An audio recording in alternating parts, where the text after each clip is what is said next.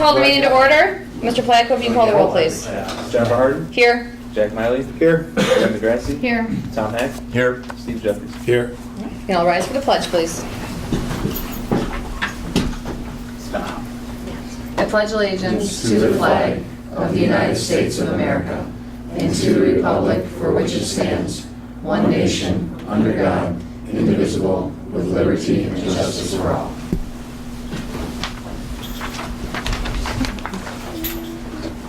On behalf of the board, I would like to welcome all students, staff, parents, and interested community members to tonight's Board of Education meeting.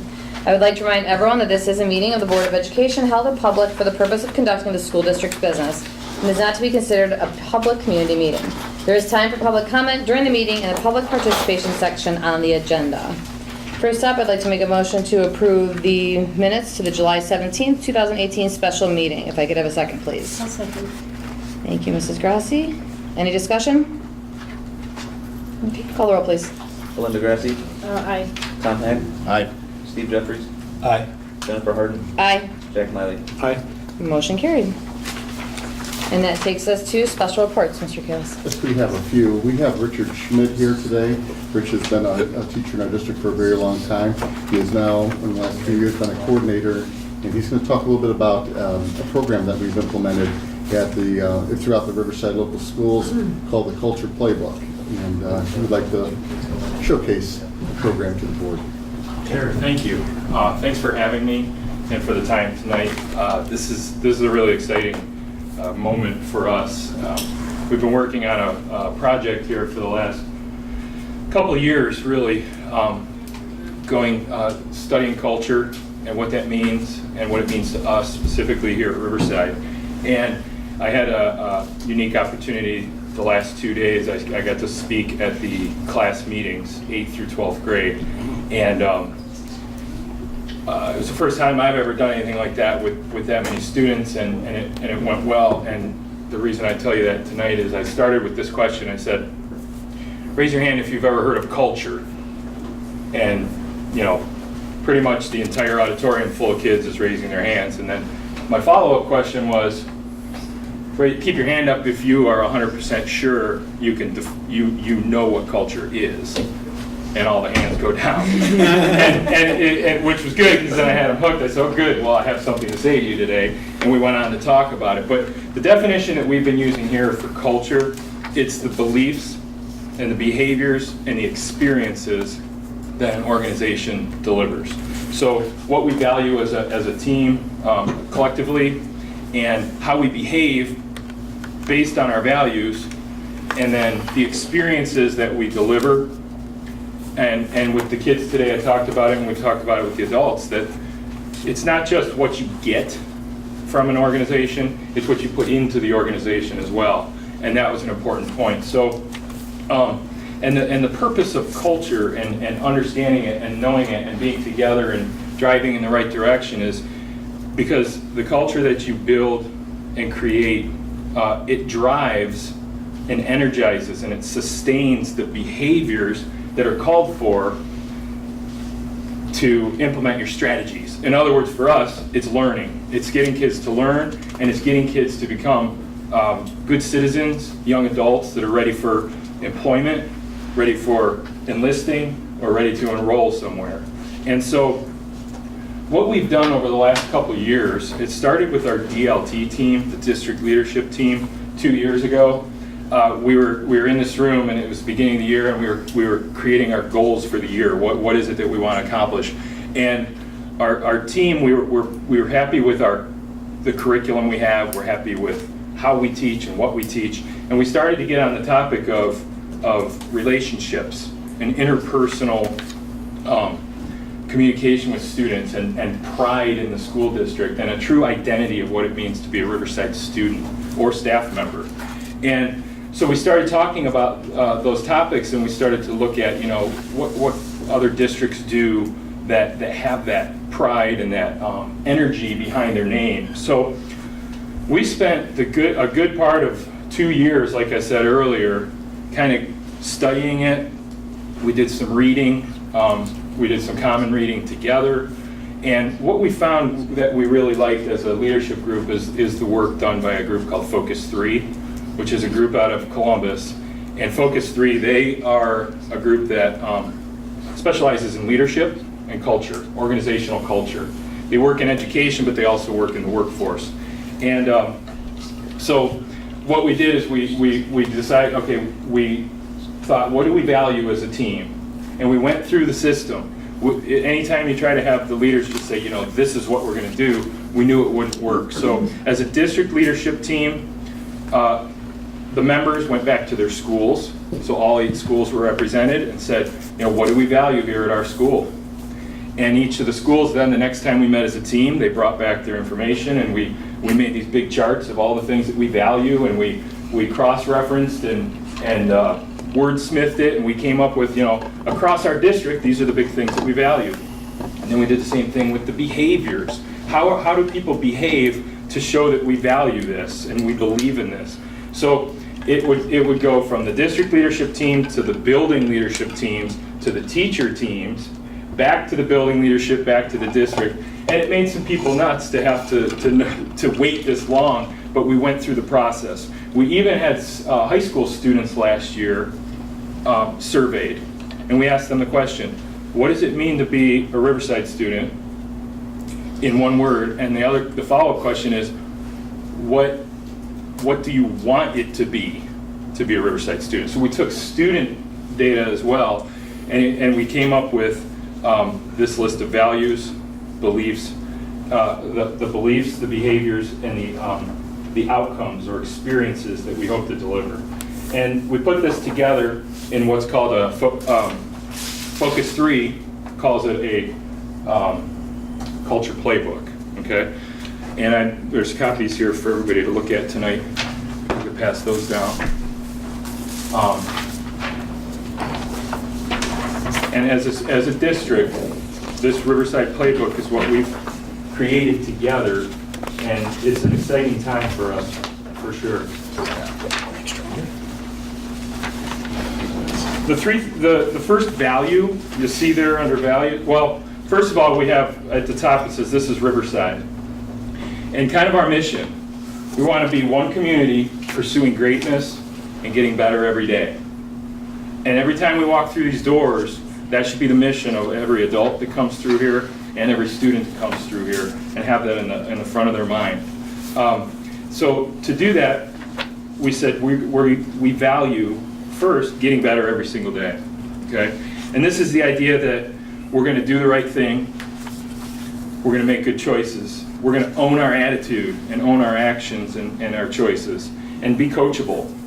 And today we talked about what that means to be coachable, the growth mindset. And there's always something more to learn as a student. And if we do those things, the outcome of that would be that we would be the best version of ourselves.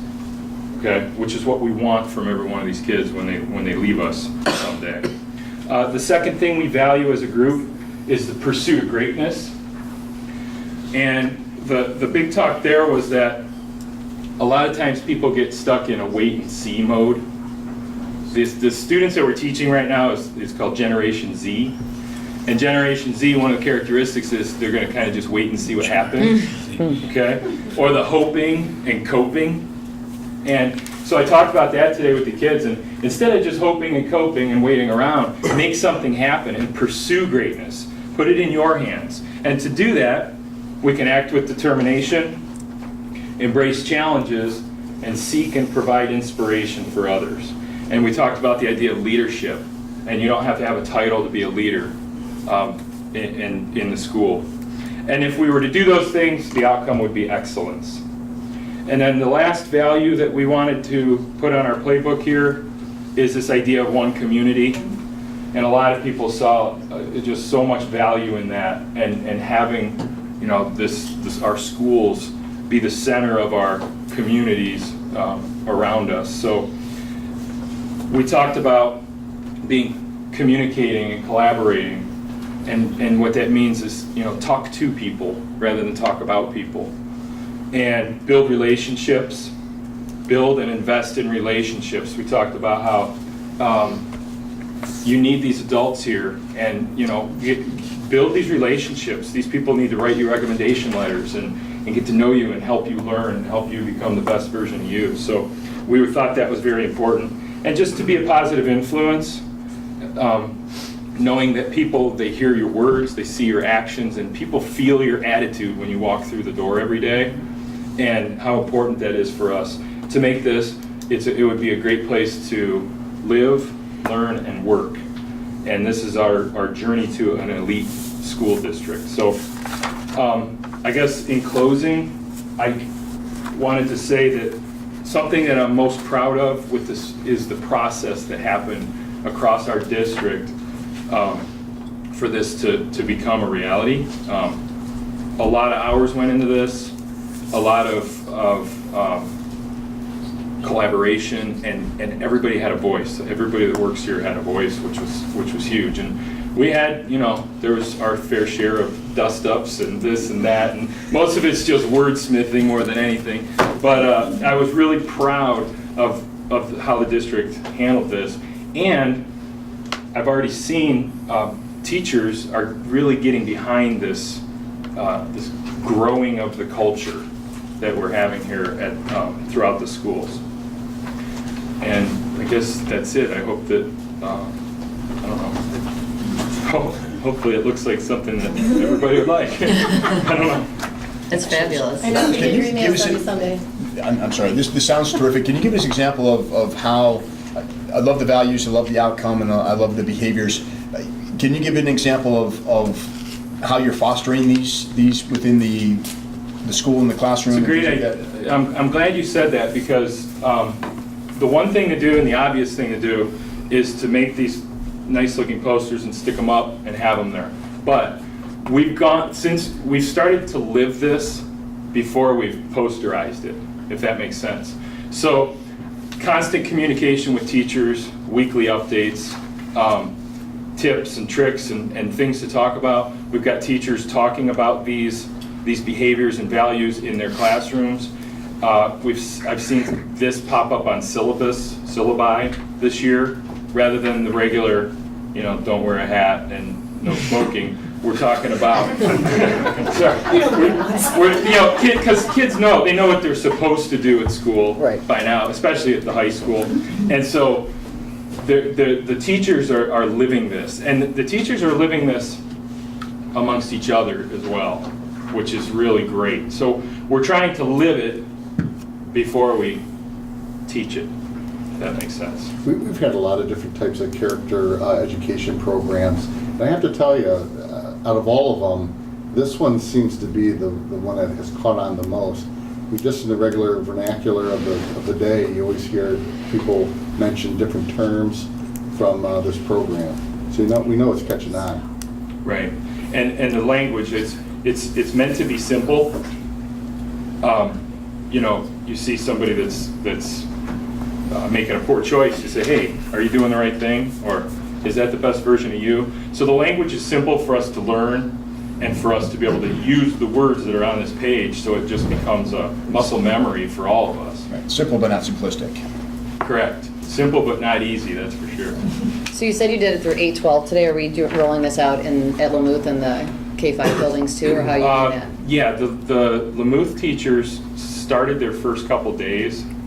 I have to think about how they did it, but the first couple days, like with the kind of get to know you activities, I believe they had all the science teachers took one of the values and the math teachers took another one. So yes, the answer is yes, that it's getting into the schools. I would hope that at some point this year I'll have a chance to address the whole 6th grade and the whole 7th grade as well, like we did over here at the high school. I really live and breathe this stuff, and I'm happy to share that with the kids. So. In the elementary schools, it's a little bit trickier, but the answer is yes, that the teachers will be using this language as well, and the concepts, and we'll take it K-12. Fabulous. Yeah. It's always great to get buy-in when you create something yourself. Right. So, I mean, it's better that way. People will Right. believe in it, so that's great stuff. And that's why we went through the time. It took forever to get it done, but it was worth it. It was worth it to have everybody instantly believe into it rather than buy into it. Right. That's great. And moving forward with our strategic plan, this will be the guiding document that will help us formulate our goals. And for the first time that I can remember, I feel like we are so aligned in everything that we're doing and everything moving in the same direction. I would agree with Rich, he really has taken the lead on this, but it's a really exciting time at Riverside to see it all kind of come together and be moving in one direction. It's very cool. I don't know, I don't know. Oh, the if I showed fancy you. color This is what palette, it- yes, this is that I what it wouldn't looks make like. for- So, we didn't make the Pretty You version. wanted me to, but I would not. It's cool. Yeah, it looks good. It does. Thank you. That's fabulous. Thank you so much. Right. Thank you, thanks for the time. Terrific, thank you. We have Chris Heasley here from ICON and also in half the Director of Operations to give us a update on our building projects, both at Madison Avenue and Concord. Wanted to start off just giving a quick transportation update before we get into the buildings. A few things. Beginning of the year, driver training, we have requirements by the Ohio Revised Code that we had to meet. So we brought them all in before school started, give them some professional development. And we also have some days throughout the school year that we're going to be meeting and going over some things. Part of that was with the Perry Nuclear Power Plant. We also did a table exercise with them, and we'll have something coming up that our guidelines will be going over in case there's a problem or issue. Our start of the school year this year, transportation, I thought was pretty good, and it was due to great teamwork, a lot of hours and stuff put in down there to make a lot of changes and make the road not so bumpy this year. Obviously, some changes and some things that we're tweaking as the school year started once we see who's riding and who's not and the timings of those. Which brings me to the next part of that. On a few of these, literally found out a couple days before school started. So those threw in some big wrenches, especially in our PM routes, and the timing of those were good, but they really put us behind a little bit. And most of them are 45 days. Biggest ones are coming up, closing at the tracks at Bank Street and at Riverside Extension. They're saying for about a week, so that's gonna really. Wasn't that a promise that they wouldn't do that during the school year? It was supposed to be next week, He said but the they're start of the pushing it school year, back. maybe they assume it's not the start anymore. Till after Labor Day, right? Yeah. It's still summer, so. So once we find out exactly when those is, I've already talked to Nick. We're gonna send out some communications and stuff like that so everybody can plan properly. And then we also have been obviously leading into the new buildings, talking about redistricting. Plan for the new boundaries, hoping to have obviously something in place and obviously out to everybody sometime in January is the plan right now. We'll see how that goes. We've been talking and communicating on that already. And, we'll start now that the beginning of the school year started. And once we get a grasp on that, we'll heat those conversations up a little bit more as far as that goes. Also wanted to share some pictures that were shared with me, obviously with busing. Some people were really excited. Just a few that were coming to me. It's always nice to see these because they're not always shared, but good times. We'll get in Madison Avenue first. I went over a couple days and the day, took some pictures so everybody can see where the building is at now. I'll let Chris talk a little bit about some of where things are, and I probably took about 5 or 6 at each building just to show each section. That is the gymnasium you're looking at on the left there, and the cafeteria back behind it. Over to the right, you see where it's kind of the shaded area.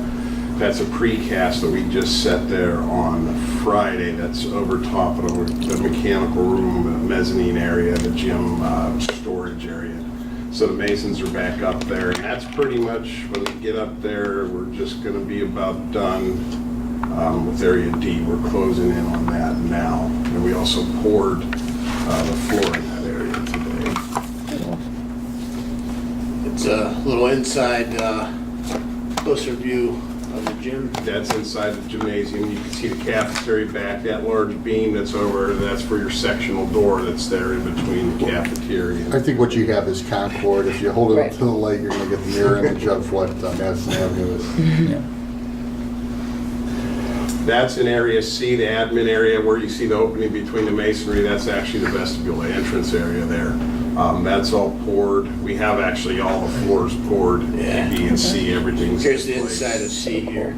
So the masonry's going up there. They're stocking in B to start there today. So you're really going to see that building coming up in the next several weeks. Chris, has there been any delays, or are we on time? Well, I mean, there were lots of delays. The plumbing really hurt us. The delay in obtaining the building permit hurt us, but we're doing everything we can to make that up. We've gained considerable amount. I mean, you can see what we have in place there. That's ahead of the game. So we're up against it, but we're moving. Looking out over area A there, and then I went back into B and took a shot going the other way. That's all that block. That's what I was just saying. The masons are staging their block, and you see them moving scaffolding in, so you'll see the walls going up in the classroom wings here too. It's amazing how fast they. It's crazy. It takes some time to get out of the ground. It seems like nothing's happening, but there's an awful lot of work. So that hopefully is very before good. the snow flies, the roof will be on. We need to have that Yes. roof on and vapor buried and dried in, and if we can get that done, I think we're in Okay. great shape. Good. And that's what we're shooting for. Do you have a tentative target date for achieving that? By the end of December. I'd like to have that on. I don't want the roofer pushing snow off the deck to try to get the vapor barrier on. But I told you before, the fortunate thing we have is we have a vapor barrier, which is kind of like, it's a self-adhering sheet that's underneath the roofing membrane. That goes down. I'm not concerned. It's not weather dependent, temperature dependent, and that dries us in. So that's huge, and then we can get the membrane on come springtime. That is Concord there. That's the gymnasium on your left, the cafeteria on your right, that crane you see right now.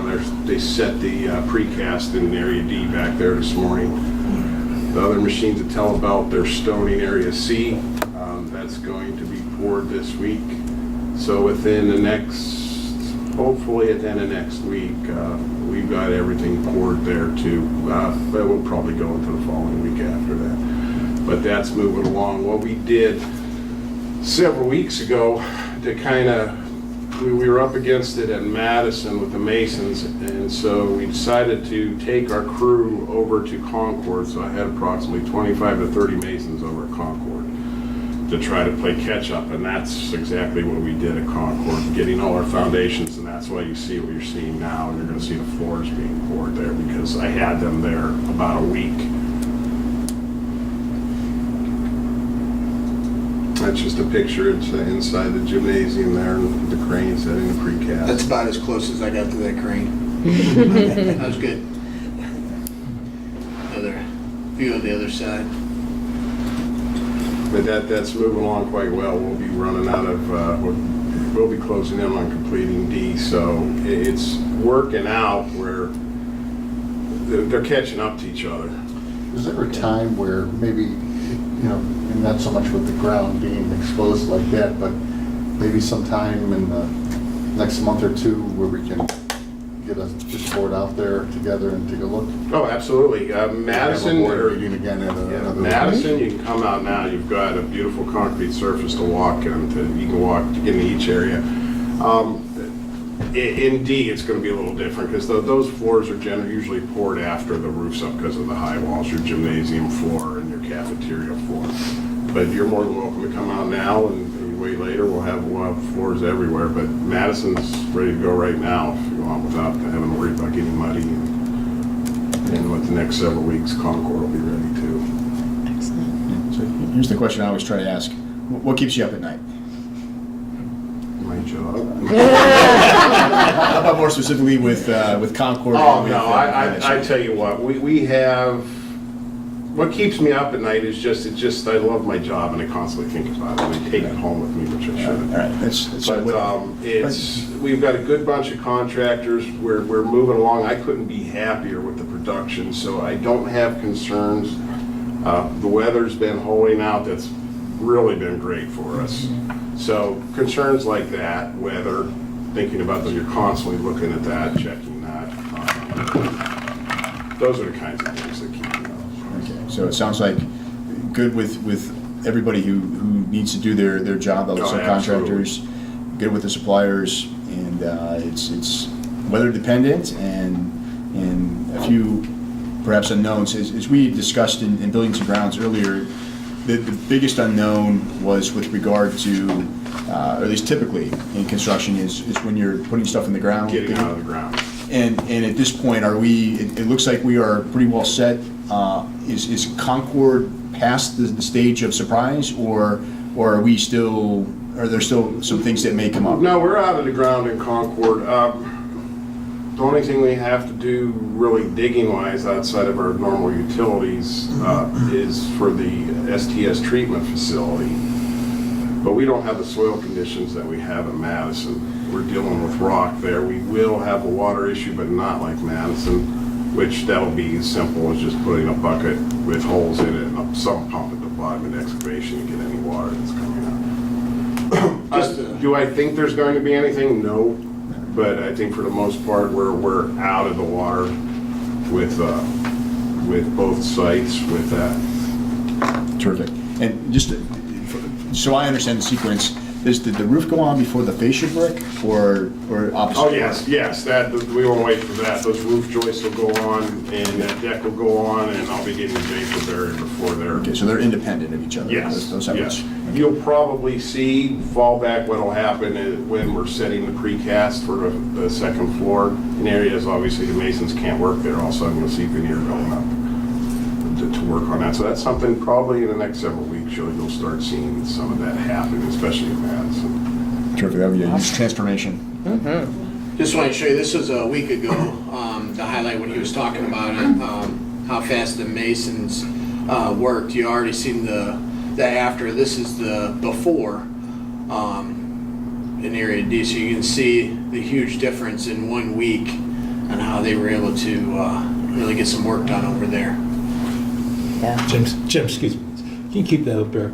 Chris, regarding that, we're going to be voting on in the agenda for an extension for a change order for concrete, a driveway, Yes. or is that going to reach the path for Concord Township? No, is I'm going to be not. putting in? We've reached out to them. I think you might have copied us, and I reached out to them, and so did Mike, and we've had some discussion. I'm not sure exactly what they're bringing in, but we're waiting that, and we're going to tie in however Yeah, we can. the sidewalk in the loop at, you're talking about the loop at Concord. Yes. When you pull in, they did not have, they only had just part of the loop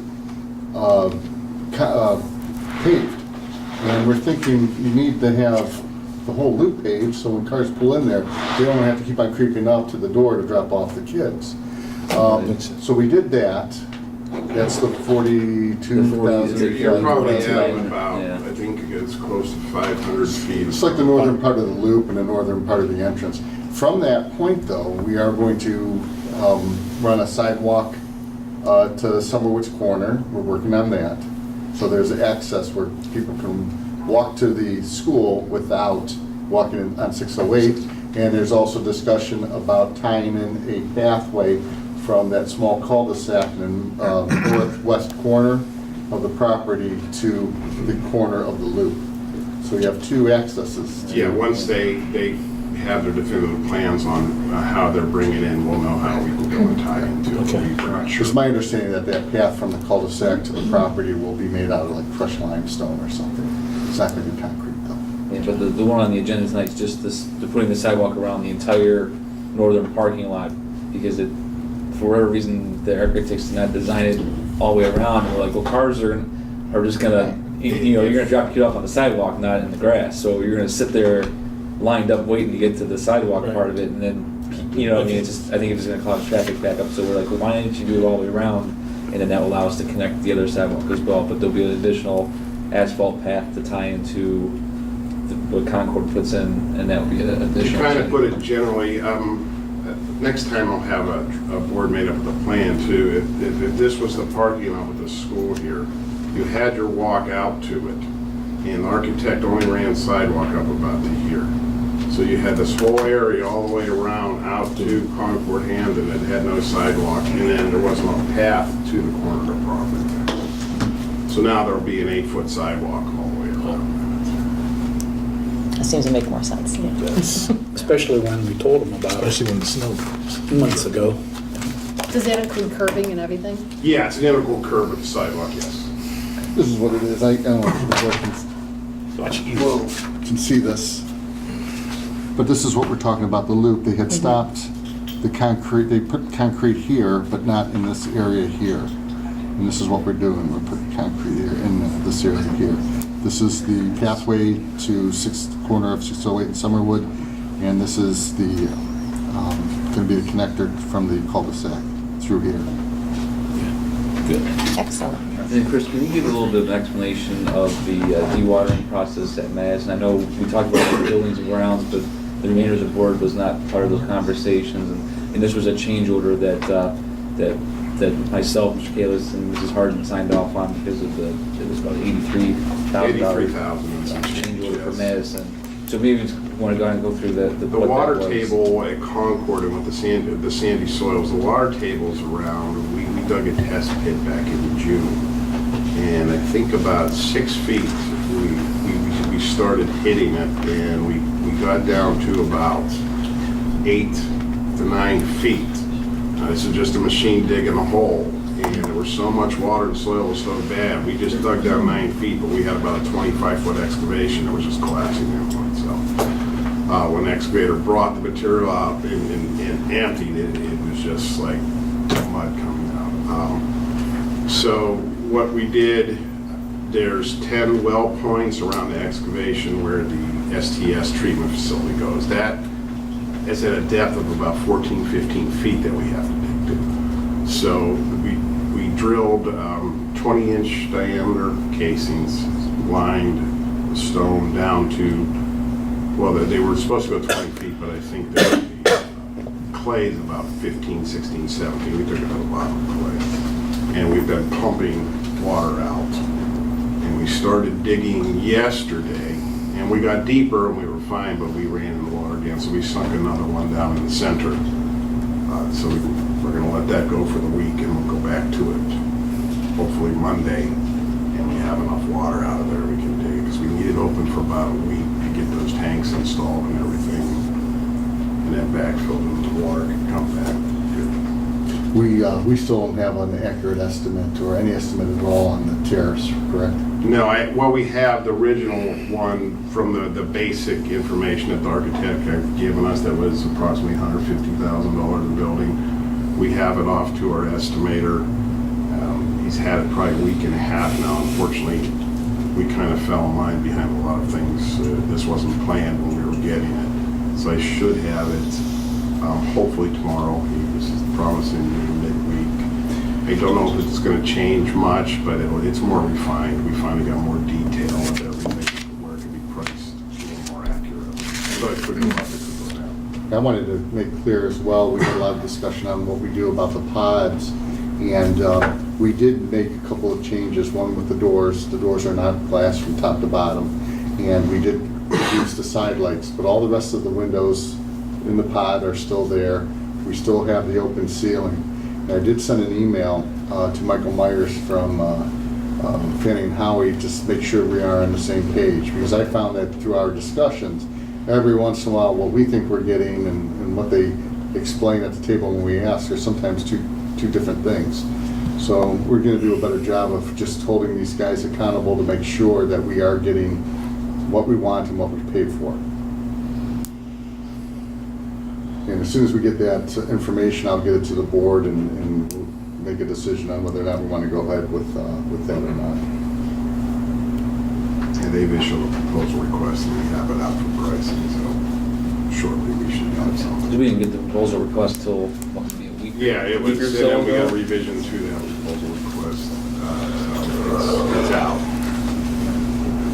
As soon as I can get the pricing back, and I'll stick on and get it back as quickly as I can.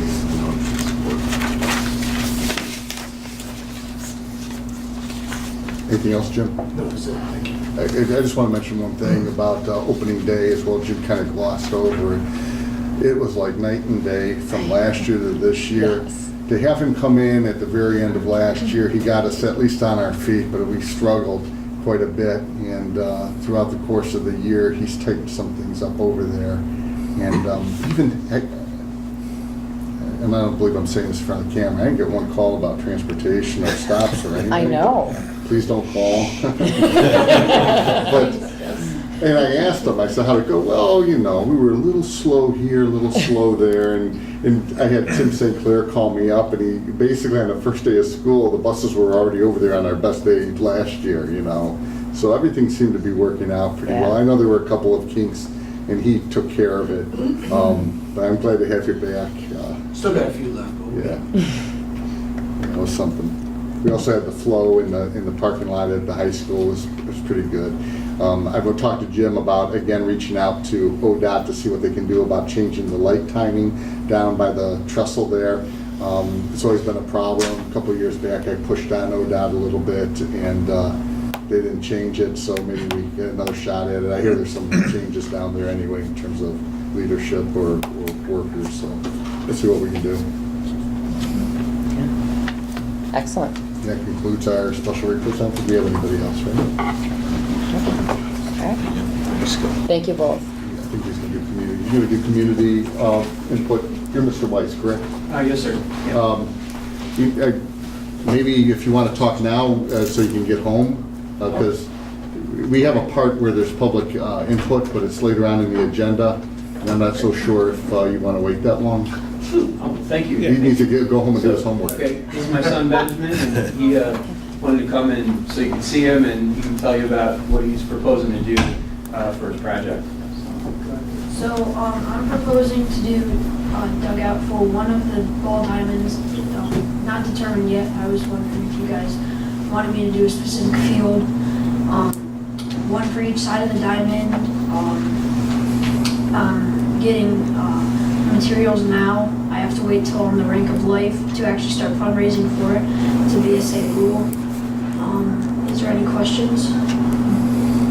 I'm all for it. I mean, anytime a young man like yourself wants to do some work around here to make things better, I'm all for it.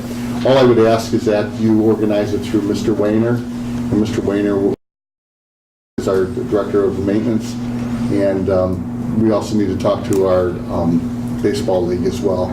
We're setting up a meeting with that, and Jim's going to run down with me possibly Thursday morning. Yeah. I do know they tore down some a few years back. They did. When Bob was here, and I'm not too familiar with what exactly happened. Yeah. Okay. So Mr. Wayner called me today, we spoke, and I am getting it arranged where the people from Concord Youth Baseball can meet us Thursday morning. Also, the type of structure he's building is going to be very similar in almost all respects to the two dugouts that are on Field 5 now, but we upgraded the rafters and using more treated material so that it'll actually exceed all the building codes. The Concord Township gave Ben a pass on the zoning permit, and he's applied for the building permit. Little hitch we ran into is they want to consider this a commercial project and have a professional engineer's stamp on the drawing. So zoning waived it? Zoning we could have used you. I was thinking the same thing I just said. a little bit more stringent with the building department, but we designed it so that it will handle double the snow loads that are typical of Concord and be a really substantial, long-lasting project. What grade are you in? I'm in 7th grade. How's the start of the school year for you? Good? Yeah. So this is a really big project. Who's going to help you build it? My church. Really? Yeah. That's awesome. What made you pick the dugout? I played for Concord Youth Baseball League, and last year was the only year I was able to play with a dugout, with a field that had dugouts on it. So I wanted to make that possible for other kids and myself. Excellent. Good job. And which troop? 68 in Painesville, Ohio, at a First Church Congregational on the square. And this is for your Eagle Scout already, and you're in 7th grade. Yeah. Wow. We're going to have you back when you get your Eagle Scout. You're going to tell us all about your project again. Do they let you do 2 Eagle Scouts projects? You're so young, you can do My nothing. 10-year-old's going to be ready next year. That's great. We don't know if the council will let two brothers do identical projects or not, so. But anyway. That's excellent, thank you. Terrific, thank you. Put them on the kickball field. Thank you. This concludes our special report. All right, that takes us to old business, if anybody has anything. I have okay. one thing real quick. I do too. I wanted to do this in June, but I went through a requirement through Ohio Revised Code. I wanted to give you all our instances of bullying from the 2017-2018 school year in the second semester. Okay. Names are redacted here. Thank you. I didn't want to bring up old business. I talked to you about it today, Mr. Kalis, but Steve and I were at the football game on Friday night and heard a lot from parents about the band bleacher situation and where they're located still. I think we heard the same thing over and over again, that the tradition of parents getting to stand around the fence has been kind of taken away by the location of these bleachers. Now even the flag corps and the majorettes are practicing from the bleachers almost all the way to the side, so we've lost almost the entire back side of the fence line for parents to stand. I even had my godson say to me on Saturday when I was at my goddaughter's volleyball game, like, oh, I was standing at a concession stand and I heard a play go off and I turned around to see what it was and I couldn't see it because you can't even see the field. We've got this beautiful field that we just paid a lot of money for and we can't even see the field when you walk into our stadium because of the location of these bleachers. So I think we need to find a new solution to where they're at. I don't believe that we need to put the band in the student section and all that, but we have to find some other place for them to be so that we can get back the tradition of our parents being able to actually see the game from around the fence. And for even our band parents that are working in the concession stand could actually see what's going on or any of those kind of things. It's just, it doesn't look nice. No. It just doesn't. No, it didn't. It didn't look good last year, doesn't look good this year. We got two different types of portable stands too. A couple of the options we looked at over the course of the past year was, one is putting the band up in the stands. Nah, they don't want to be up there. The stand space up at the very end of the stadium it's not the same spaces that they had with the other stands that was in the D section before we took it down. That could be remedied. We could switch the last two, move the second to last section is bigger than the last section. And I'm not going to get into how this thing is constructed, but you could move them. It would take some money and some time to do so. We also have the Beaver section, the Beaver Dam section, and the band doesn't want to be tucked in the corner. They want to be seen. So the other option is taking the D section where the old stands were, and putting some type of pad down and putting them back there. Still going to have the same thing, but at least it won't be blocking the end of the field by the concession stand. It's going to be at some cost, though, to do so. You can't just simply put down plywood. They have a system. They don't recommend putting these stands on the grass, but if we have no other choice, there's a system of interlocking tiles to the tune, I think it was like around $19,000. Now, if this is a long-term solution, I would guess that we would pay for it and just use it all the time. But in the meantime, we're still renting stands. And it's not cheap. Last year we had, how many home games? 4? We had 4 home games. This year we have 6. So we had, I think it was $7,000 to rent. This year was closer to 10. Correct. For 6 home games. Okay. And what they do is they just bring them in, they leave them there. Right. They have them there pretty much. They're hoping to leave them, unless he has an event somewhere and has to come back, get them back and forth.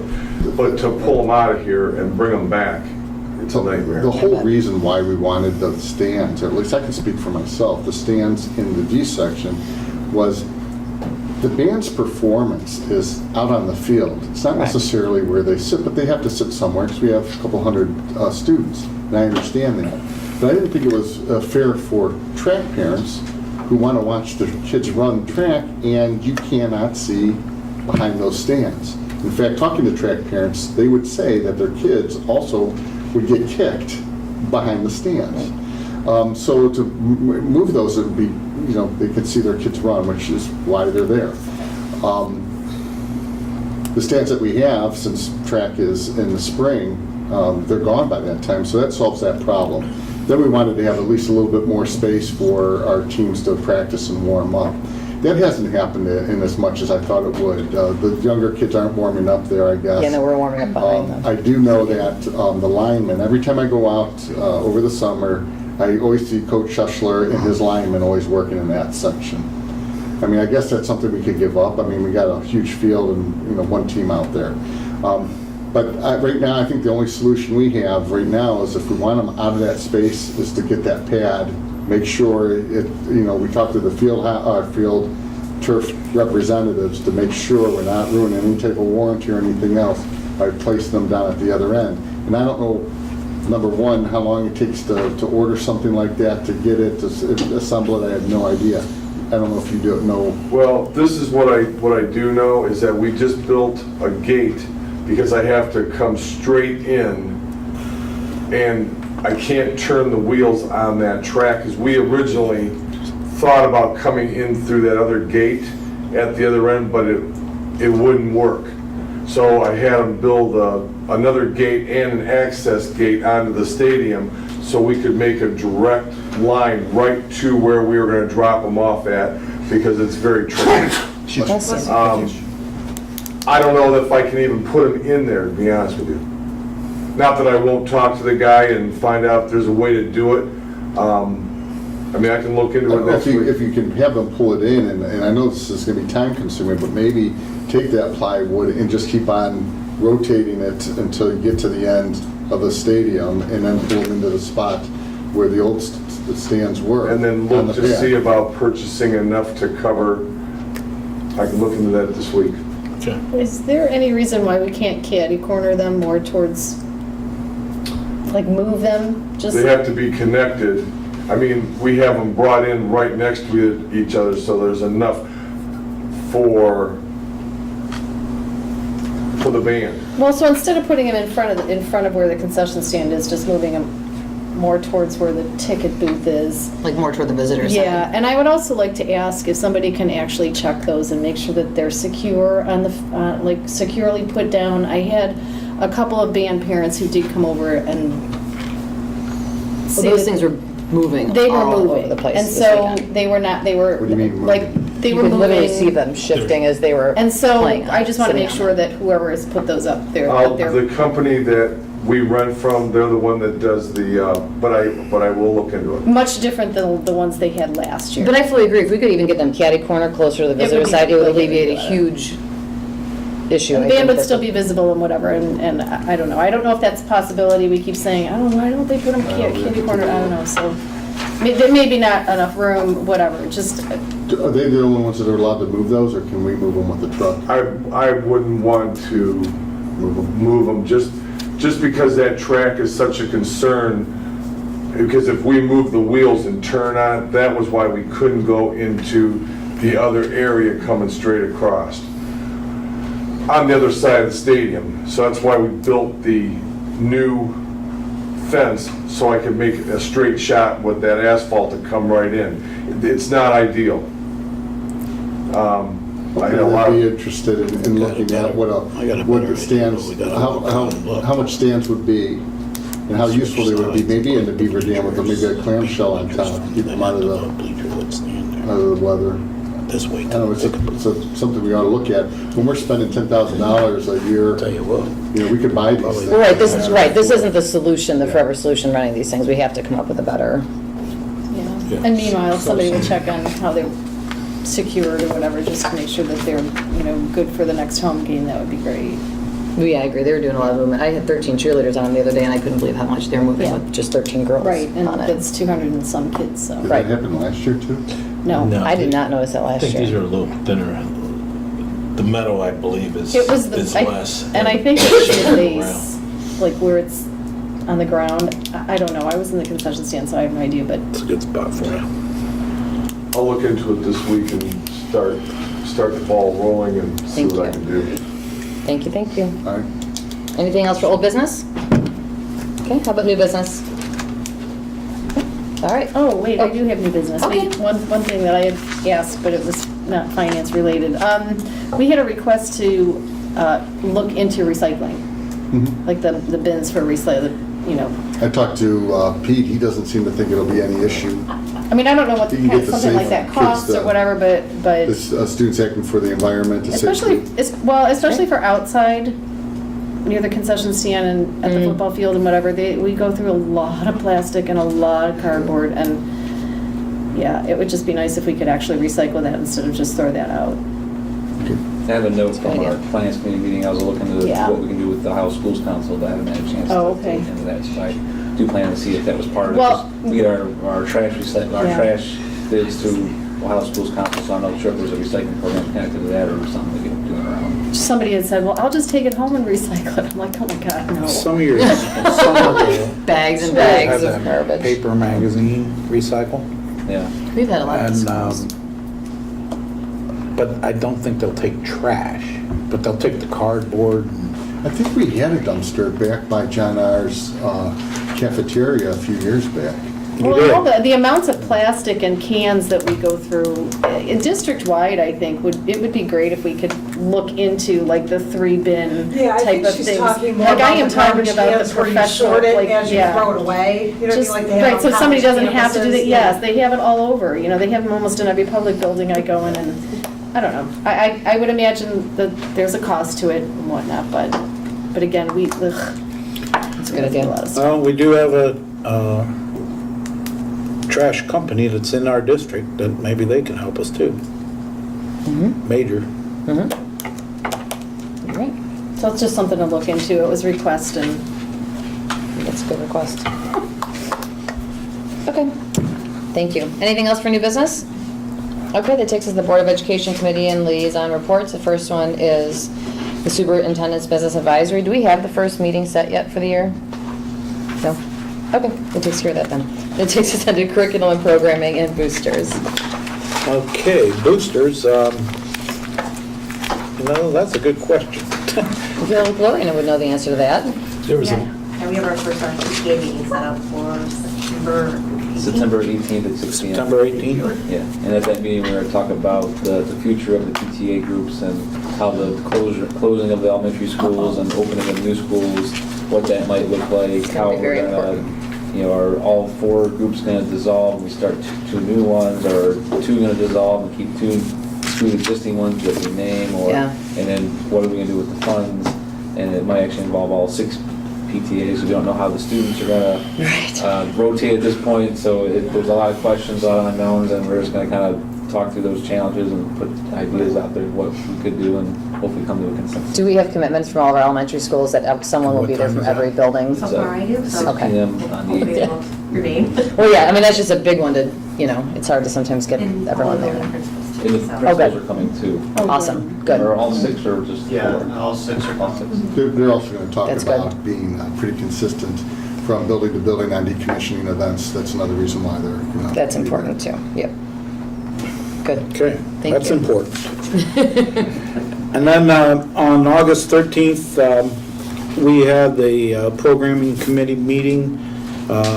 We discussed several points. A couple neat things going on in the district this year. We have a Striving Readers grant, and we got a little bit of an update there. We're trying to increase literacy in the secondary levels. We're going to do some PD and some literature pieces, 6 through 12, right? Okay. We're going to also work on identifying some at-risk students and trying to help them close the gap and do some extra things with them to, one, hopefully create a love for reading. That would be excellent. And then also at the same time, help them become more proficient so they can do better on their standardized testing and normal day-to-day classwork. There's also an outreach group being looked through or into the community called Family Connector.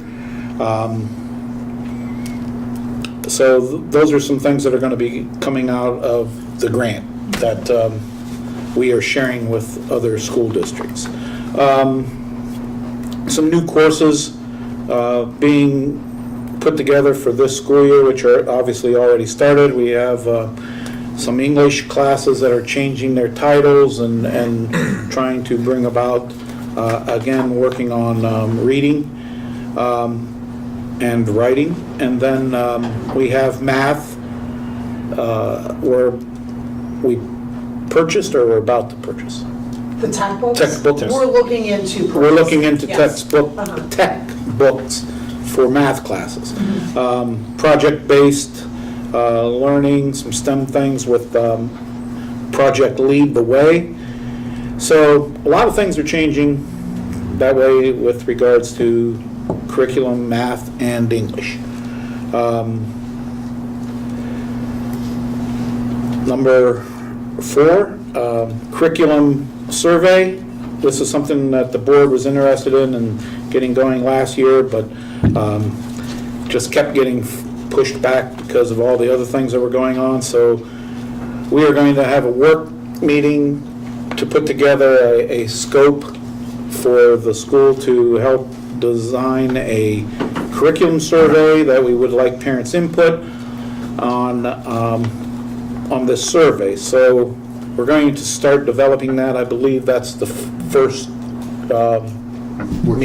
work session. Which will be September 11th. We still have to pick a time and make sure that all the board members obviously can be there. I put out an email. Okay. This might not be a bad time to, Mr. Miley, that we have a tentative agenda we would like to present to the board and take a look at it, and if there's some things you want tweaked. For the work meeting? Yeah. Okay.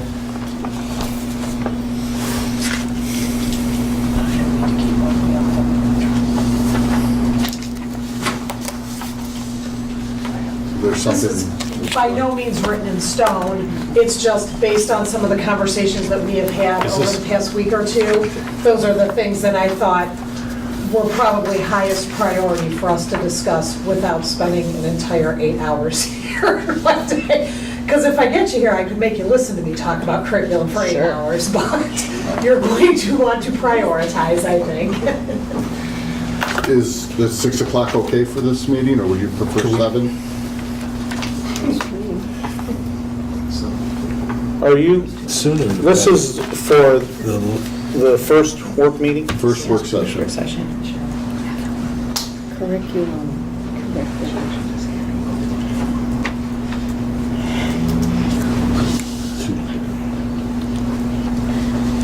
How long are we anticipating?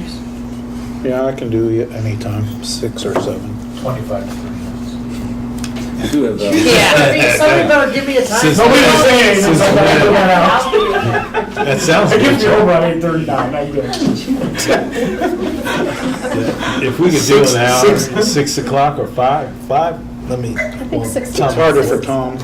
6 is good. I could do 5:30 without too much pain if other people can make it. you know, we also have buildings and grounds on the Monday the 10th, the day before, so if we wanted to double up for the two, you know, we have already 2 people here for buildings and grounds, and we have an hour meeting for that, and Yeah, then I think that go would- right into the work session. I tell you, that would work for me as well. Just Are we talking about doing a This is Monday an idea instead? of, you know, Monday would time's be the building so much around? easier. buildings and grounds 4:30 to about 5:30, Yeah. 6 o'clock. So at the if we latest. could do like 5:30. 5:30 to On the 10th, 6:37? you're saying? Yep. That would be so much better for me.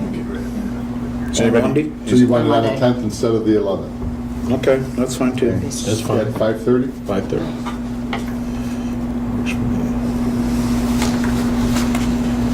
I'll send myself an email. Are you sure? That fits? I'll make it work. How about you? 5:30, I'm good on Monday the 10th. Okay. Switch my 10th. Hour and a half max? I put 3 hours. Put the brakes on her? I'm telling you, give me boundaries. All right, and that's Hour and a half just- max, 90 Okay, minutes I is got all I'm it. gonna At do. 5:30, we said 5:30? 5:30, September 10th, for the first work session. 20 minutes, I think. Okay, All cool. right? Yep. That's it for the curriculum, unless, Steve, you want to add anything? Mr. Marlowe, you did a great job at that. You did good. I'm gonna Nothing put you on the else. spot, baby. Okay, I'm good. Thank you. Okay. That takes us to finance and audit, personnel, strategic plan. Okay, so we had a Finance and Audit Committee meeting on Thursday, August 16th, at bright and early at 7:30 a.m. We covered 4 topics, one in detail, the other 3 briefly. We had conversation regarding the proposed TIF between Painesville and Riverside School District, so we had discussed some of those options that we had there. We talked about the employee administrative handbook. I'm not going to go into that because, because I think Jim is probably, we have an update on that, I would think. The employee administrative handbook, which we are recommending for approval, the changes that have been made to that handbook that we had prepared a number of years ago for the administration. And so there's some changes that are being made in there. And so we have that, and that's actually on our agenda today. We talked about facility rental fees in briefly. And about who is paying facility rental fees within our district. And we talked a little bit about the revenues related to the joint financing district and what, all the things that are going on with Perry Plant and how that will affect our financing and our funding from the joint financing levy that we have. The next meeting is September 13th at 7:30 a.m. if anybody wants to come. That's what we talked about in that meeting, and as far as the strategic plan, I don't have an update because I haven't heard anything on that, so I don't know if we've scheduled the meeting for that yet.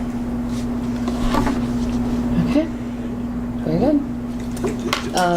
That takes us to buildings and grounds and legislative. Okay. So we had a Buildings and Grounds meeting on August 13th, and the goal, because of so much activity going on, not only with just the schools, the schools that are in place, but with construction, we're going to have a monthly meeting approximately 2 weeks prior to the regular board meeting, so we have 2 touch points with what's happening. And the next meeting is, as we already mentioned, is Monday, September 10th at 4:30 here to just again keep the finger on the pulse of what's going on. But at the August 13th meeting, we talked a lot about what the summer crew was able to accomplish. They did a ton of things. I don't personally think I've ever seen Riverside in better shape from an aesthetic standpoint and a cleanliness standpoint. And they did the kind of the highlights that I have, and I will turn the floor over to Mr. Winter as well, since he has more of the nitty-gritty on some of the other buildings as well. But the floors look great, so I know they did a lot of work on stripping the old wax and putting new wax down. The auditorium has some trials and tribulations, but really it's just a huge improvement. On the exterior, we had issues with the cornice and also the cupolas on the buildings here at the campus, and we've encapsulated those in vinyl, and it really does look terrific. I know that there were other things done as well. We also did talk about the construction and the issues with the relatively high-level water table, both at Madison Avenue and the need to take care of that, as was mentioned earlier in the meeting. The big contingencies from a construction perspective really are when you're digging into the ground and putting the foundations in. That's where the most excitement happens and most unexpected surprises. So we are pretty well past that. So hopefully we won't see too many more issues along those lines. But again, I do think it's really important that we have the 2 touch points just so we can keep tabs of what's going on, because it's obviously it's a lot of money and it's a lot of focus. So. Jack, I don't know if you had anything else that you want to... No, you did a great job. And Mr. Weiner, do you have any highlights from other buildings? We had all the rest of the buildings, the 4 that we took down, we did all the floors in all the buildings. We put extra time in at Lamouth on their cafeteria and their main hallways of stripping off the old wax, which was one of the goals. And I it was accomplished, but a lot of it, and again, I want to thank the board for the 23 summer workers, all worked out, no issues. They're worth every bit of it because they're doing a lot of the other cleaning of the classrooms while we could focus on some of these hallways. And as of right now, we did clean up after I talked with Mr. Hack at the last one, and we had a few to do yet. Lamouth and Melridge had cracks in their walkways. They were all trip hazards. And a few here at the campus, and we got them taken care of last week. And right now I'm in the process of getting dugout quotes to be re-roofed. We have 6 other dugouts that haven't been touched since I've been here. And one quote came in high, but I met with another gentleman today, and hopefully this can happen before winter hits. So we put some money into some of our spring sports, and we are bringing in topsoil, ballpark topping to be delivered tomorrow to improve fields 2 and 4. So we've got a few things in the fire yet. One of the other advantages of having summer work is it's not only doing the work, but it's the fact that there's a lot of maintenance workers, custodial workers that go on vacation as well year round, and it's just a great stopgap for us. Mr. Winter, you also, what did you do over at Leroy Elementary? You had that inspected? I had an engineer come out, and I had a letter. I checked underneath for safety as far as our water basement, as far as the parking lot that's right above it, and the bracing, and the gentleman came out and gave us a clear bill of health and said that he hasn't seen much movement since the last time we had it checked out. So I'm always comfortable now that we've got everything taken care of and our kids are safe in there. Good. Safe, dry, and warm. That's it. Not spending money over at any of those schools. Just make sure that they're safe, dry, and warm. Well, right now they're safe. And they're warm. At 90 degrees. I can give Jim 2 out of 3, I'm good. So a lot of the carpets, no, we're not doing that. And that's my report. All right, thank you. And that takes us to the Policy Committee and the Alumni Association. Policy, there was not a meeting scheduled, and we currently have new policies that we will be reviewing Yeah, I would like September. I would like to schedule one at the table if we could. Belinda, you're the chair? No. Or you're the chair? That's I'm Steve's. fine. Your chair? I'm available the first week. First week of September?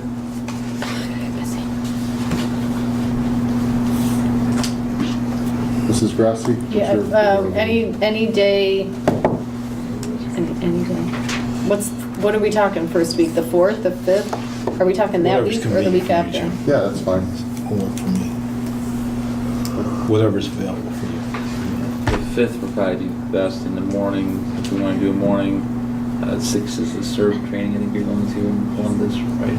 Yes. And then I have a FEMA meeting at 9:30, so if we do a 7:30 meeting again, that might work. Is that too good? That's fine. So the On the 5th? 5th? The 5th? 5th at 7:30, Chuck and Melissa, Somebody from policy meeting, When is it, the 5th? the 5th, September 5th at 7:30 in the morning. Yeah, I'm here. Chuck's on it. Chuck's normally not here that early. Yeah, I was gonna say, I was gonna have to get up early. I'll for try to change Slacker. my schedule. Watch her be back up on I-90. I have to be at Massillon by 10. I don't know how long it takes to get there though. About an hour and a Hour and a half. half. I don't know. Okay, which means I have to leave at 8:30. Just leave when you need to leave. Okay. You know, if it goes for. Oh, then I'm good. Thank you for asking. We could, the board meeting's not until later in the month. I mean, we could do it anytime. It doesn't Yeah. matter. I think it's Okay, a little that bit doesn't work. A little more We fresh in our can minds reschedule. going through all of those. Okay. Yeah, it's not a lot of policies. No, it's a smaller It's bunch. smaller just. Not like a, typical. I know. We're gonna get another bunch, I think, in probably about 2 weeks. All right. Oh, perfect. I better get this. Okay, and continuing, there was an alumni meeting August 13th. There was discussion of duck race and tailgate party. And there was also a $2,500 donation towards the Veterans Memorial that we will be constructing here on our site here. And Regarding the tailgate, there was a tribute to Mr. Anderson. Yes. I was not able to make that. Can you elaborate a little Coach bit on that? Anderson It was was a real long-time teacher and coach.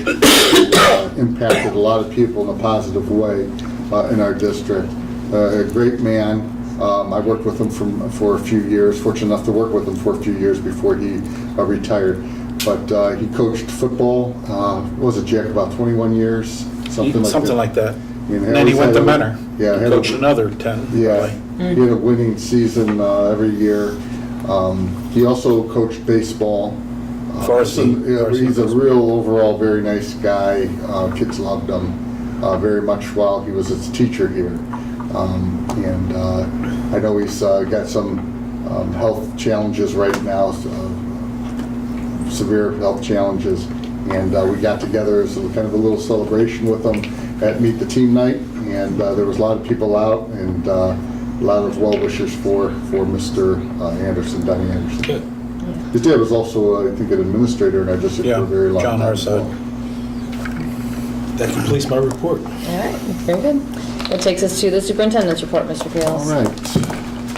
All right. Jeff, did you want to just give a brief overview of the changes in the handbook? But Belinda had asked the administrative handbook. I would have to look. I mean, Mo- everyone most- received it, correct? Yeah, Yes. I believe they did. We just updated some of the span and the salaries. The salary bands Readjusted and- We them. put a clause in there because of the ranges Correct. for employees that have been here. And that was really X about amount the of years. only changes that were in the Right. I handbook. think There weren't really any other changes in there.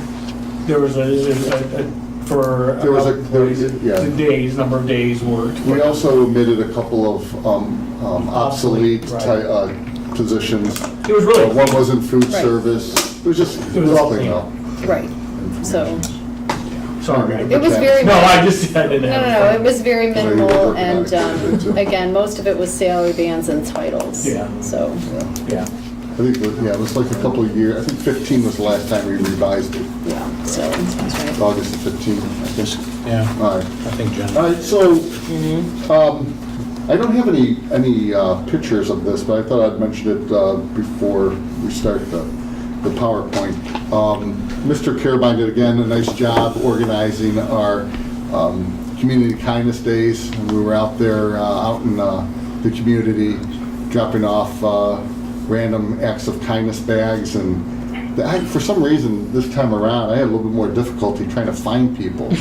I was able to give a bag to a kid, lived in our district and everything else, and then found out the kid was homeschooled. We didn't take the bag back, we just let the kid keep the bag. Thanks. We had a family, a couple of kids in the driveway playing, and we stopped by and we were able to talk for about 5-10 minutes with the mom that was very appreciative of us dropping off some sidewalk chalk to their kids. It was a lot of fun, you know. Then there was we went to McDonald's to pay for someone's meal, and I think we stood in the lobby for 15 minutes and nobody came in. And It was at a bad time, it was like, you know. Mr. Kidis went out in the drive-thru and 10:30. recruited someone to come inside and pay for their meal. I thought I was by the woman's window and she wouldn't. I was usually there. Yeah, so, turned out she was from Perry. It's happened. All right, so we had our last first day,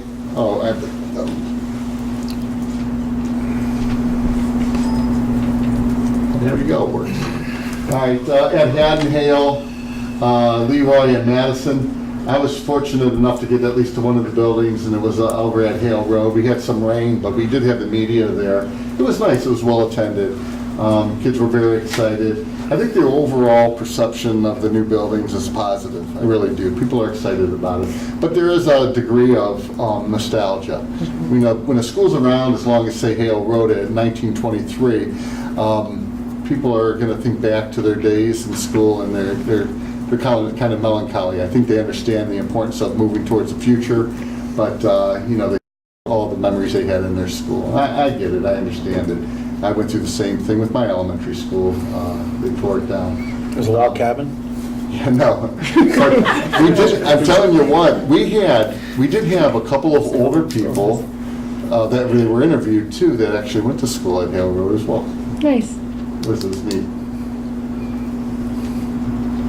These are the numbers right now. We just had Debbie count them up for us.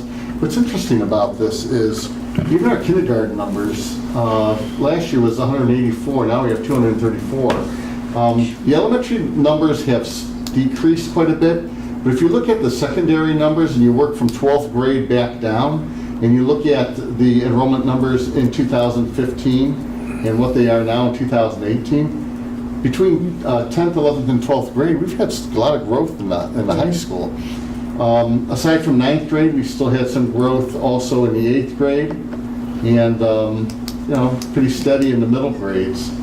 So, in as much as we're being told that there's enrollment decreases throughout the whole state, other than Franklin County, we're starting to plateau, and I'm wondering whether or not in the next couple of years we might start to see some growth. And I think a lot of it has to do with our momentum. I really do. I think we're getting some people back that have left our district back in 2010, 2012. They know what kind of quality education we're providing and the bang for their tax dollars. And I think they're coming back. So it was kind of interesting to see this. I apologize because in the, you don't even have them, so the notebooks, the notes that I have here, you can't see it very well, but you can pass that out. This is, I just had renderings of the terrace again. I'm hoping we get at least an estimate real soon here. It almost seemed urgent from our architects back in June to have an answer the next day, and then when we asked what it would cost, it's been over a month and a half now. That's the interior and the exterior of the terrace. I shared this with the teachers in opening day. Some of our focus for the upcoming year with our administrative team, again, is going to be the redistricting. We are going to solicit some feedback from the elementary teachers to find out where they would like to teach. Doesn't necessarily mean that's where they're going to go. Last statement on the PowerPoint there is I'm not going to be able to please everybody. But we're going to do what we can to build the strongest teams possible for the benefit of the kids. That's our main focus. We also are going to do some decommissioning events, as we already mentioned before. There will be rifts because of a degree of operational efficiencies at the elementary schools. We're very excited about that. We're going to be able to reduce some positions, but in the meantime, I believe it is our plan to start all-day kindergarten, and that may offset the cost. We'll have some people coming offline, probably calling them back, and they'll be in those positions.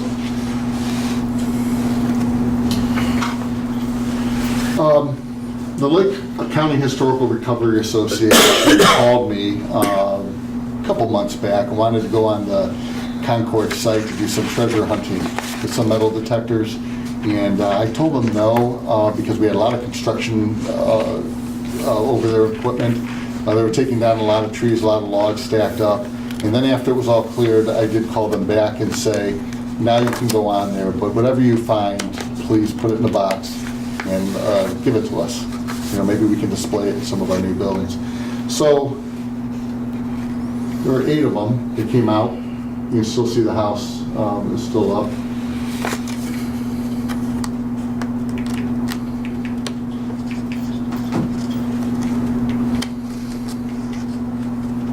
Digging some holes. 8 members searched our Concord property, and this is what they found. Not the Ark. Not Jimmy Hoffa. Or for that matter, Jimmy Heffel. All these years I wanted to work in that. Found your way. We did find a couple of things. I have it all displayed in the back. It's a lot of old rusty metal, little plow piece, a lot of buckles, a little latch, something that stretches a fence, a top. I was told it was a toy. And then there were coins, and I have them here if you'd like to take a look at them. These are from the internet, but I just, for display purposes, this is what we found. There was an 1850 penny. That's the front and back. And then we found 2 quarters, one 1927 and one 1928. And this is just, again, from the internet, the front and back of that quarter. It's kind of neat to see that. It's really cool. All right. On the agenda today, we have a resolution on there to put a SRO security at Lemuth, patrol person at Lemuth. I have to tell you that over the course of many years, we've been paying for an SRO at the high school, and we pay for the salary and also the benefits of that individual who's typically in the middle of their career. And it's close to around $80,000 that we spend for that security, which is invaluable. To keep costs down, I did reach out to the Lake County Sheriff's Department to see what we can do about getting some security at Lemuth, since we have, you know, over 600 kids in that school, to see if they can reduce the cost, that we did not want to spend $80,000 for another SRO. And they did work with us. It took some time and some effort, but we were able to get 2 individuals to rotate over there, and we'll be there when the kids are there and be able to direct traffic for $30 an hour. Mr. Placco has told me that that total is around $47,000 for the year. Yeah. So it's a little more than half of what we've been paying at the high school. Now, the 2 individuals that are going to be over there so long as the resolution is approved is Mike Burko. And Mike has been at our door here at Riverside for the past 3 to 4 years. He started like in the middle of a year, but he's 3 to 4 years he's been here. And he's very good with the kids here. He was Lake Metro Parks Chief Ranger for many years. And he served in a lot of professional organization. He knows the district, as he's spent over 3 years here, and he has 30 years of experience. He is commissioned through the Lake County Sheriff's Department. The other person, I don't have a picture of him. No. He said he was going to send it to me this afternoon, but it wasn't in time for me to search it in there. But it's a fellow named John Diamond. Now, his experience is really diverse here. He had 22 years in as a Mentor police officer, and 3 of those 22 years he was served as the SRO at Mentor High School. Okay. Then he got his master's degree, took the praxis, and became an assistant principal. So not only was he a peace officer, but he was also a school administrator. So he was assistant principal at Mentor between 2005 and 2015, and he was also an SRO at Beechwood Middle School, 1 year part-time, 15-16, and he was a full-time SRO at Edgewood in 16-17. So right now, we would like to have these guys start September 4th, and we're working out a schedule to rotate them through. They will be armed, they're just like any other SRO. They'll be assigning people in, and they're also going to be interacting with the kids. They're not just going to sit at the table like they do over here, signing people in. I want them to interact with the kids. Mr. Kimless, regarding that, are they going to be on just a 1-year contract, and how will it affect the forecast? They're paid as independent contractors, similar to how we pay the deputies at the front door here. So it's just. But we still have to sign an MOU with the Lake County. We actually never had a formalized agreement with the sheriff's office, even for our front door here. So we're working on putting an MOU together just to have that understanding. We pay the deputies directly as independent contractors. The SRO, Corey, we pay the sheriff's office directly for him, but for the other individual, we pay as independent contractors. But all the scheduling and organization goes through, used to go through Carl Dondorfer, who's great, and he retired, and he's working, I think, for the Metro Parks now, and who has taken over for him is Jeff Sherwood. With House Bill 381 that just came into effect in April, requires that, are these 2 individuals going to be totally classified as SRO, or are they going to be security? If they're SROs, is there going to be training involved with them? Yeah, John already has the training. Any further training for Mike, we would, be supportive of. Like I said, he's pretty well versed in what we do and how we do things around here. But if there's some professional services, we can send them to the training. Who's going to replace him here? What's that? Who's going to replace him here? We have two right now. We have Doug and Tom. Just work more. Yeah, Mr. Burko was only here one day every Yeah, 2 weeks. Oh, Or okay. 1 day a week, or was it Okay. every? One day. Oh, like all right. Wednesday. I wouldn't be surprised though if they might, I know And he was Tom willing wanted to come to back kind of- over, and like do a day every other Wanna week, work every just to day. kind of fill in a little bit, so they were gonna work on that schedule Yeah. and make sure that there's somebody both here and there Okay. every day. I was just gonna say too that Corey, our SRO up here, attends all of the trainings through the state of Ohio. So anything that happens, I'm sure he will be passing that information along to those other two officers. I'm assuming that Mr. Diamond does have a nose too, for in real. Thank goodness. Other safety upgrades, we have a new Raptor visitor management system at the Riverside campus. It's not implemented yet. And basically what it is a system when someone walks in, you scan their ID and it'll tell you whether or not they're an offender. And it prints out a pass to give to them. So it's another layer of security. It might be something we might want to look at some of our other schools as well. It's only a couple $1,000 system. Cool. Is it similar to the one they use at the Career Center? I think so. I'm not sure if that's an actual Raptor system, but it is. They use those, similar. yeah, they use those in a lot of public buildings downtown. The BP building, you have to sign in, the Terminal Tower. and- We have upgraded cameras at the schools, not to belabor that, but during Meet the Team night, we did have someone report to us that their side of their truck was damaged. And so we pulled up the camera, saw another truck pull in, hit the other truck, back out, take off, parked in another spot, and because of those cameras, we were able to easily see who that was.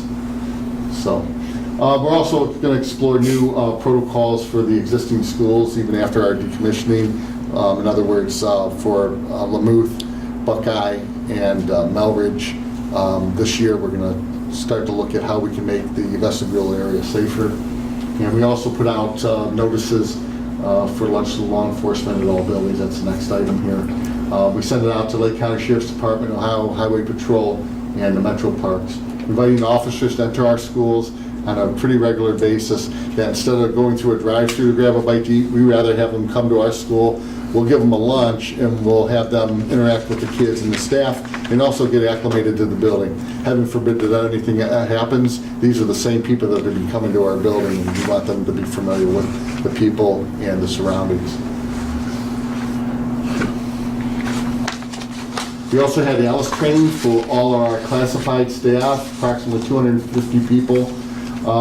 There's also specialized training that's included in terms of ALICE training on a bus instead of a classroom. And that was conducted by Larry Harpster. He's a lieutenant now? Yeah, I was going to call him sergeant. He got promoted, but he's our liaison between our district and the Lake County Sheriff's Department in terms of the training.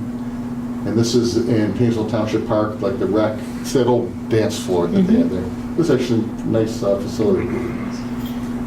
Certified staff training is going to occur on October 11th. Not only are we doing ALICE training, we did that a few years back. We're going to redo the training, but we have Stop the Bleed program, and it's going to be with the help of local fire departments. So basically what it is some training to show that if there's a medical emergency, how to stop someone from bleeding. Okay, and some other things, other techniques.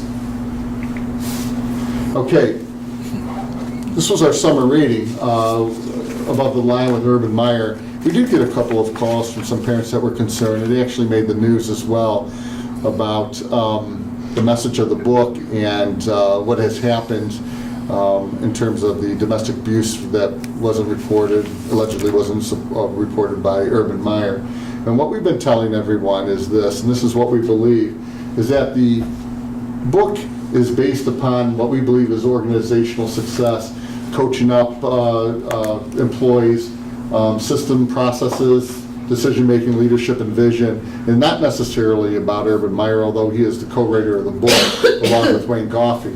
But it's more about what we were talking about before in terms of culture and decision-making, and how the individual can make a system better by doing what they're supposed to do and working for the organization and the betterment of the organization. So we believe it's a teachable moment. You know, we don't like the fact that, you know, this whole domestic abuse component has kind of, it's a pervasive issue, and we wanted to make sure that our parents understand that we believe that domestic violence is something that is unacceptable, and whenever you can help an individual that's experiencing it, you do what you have to do to help that person. You know, sometimes it's difficult for young people to understand that. But out of all of this, in our requirement through the Ohio Revised Code of teaching the kids about the dangers of dating violence and domestic abuse, these are the kinds of conversations that can be had. It's not a good thing that what happened in Columbus, we understand that, but it gives us the opportunity to look at least the good parts of this book that are meaningful, and also use it as a discussion to springboard into some of these more uncomfortable conversations that we need to have with our kids about being able to protect themselves and helping others that are facing domestic abuse.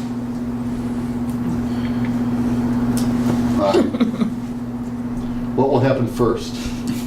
Cell tower construction, the Browns winning the Super Bowl. Anybody's guess? I know, I'd rather... Make a lot of money if you could bet the Browns. I know. This is a quote from the American Towers lawyer. I'm just going to read it. It says, "Yes, we have applied for the building permit at Lake County, and we are waiting for the plan to review it to be completed. I expect permits by the 15th of September and a construction start in November of this year. Once the permit is in hand, the construction team will reach out and start discussing all the construction issues with you and your facility manager." Okie dokie. I'll give you another update in April. How long does it take to Something they'll put make it up once it actually? It's not long. Right. I wouldn't think Yeah, so. I think he said it wasn't very long. It's more of a truck with a face and everything else. Sure. Mr. Schlick. See, Chuck. Mr. Schlick, I nominated Mr. Schlick for the John J. Weiss Award, the Lake County Administrator of the Year Award, and by golly, he won. Hey, hey. Good job, Chuck.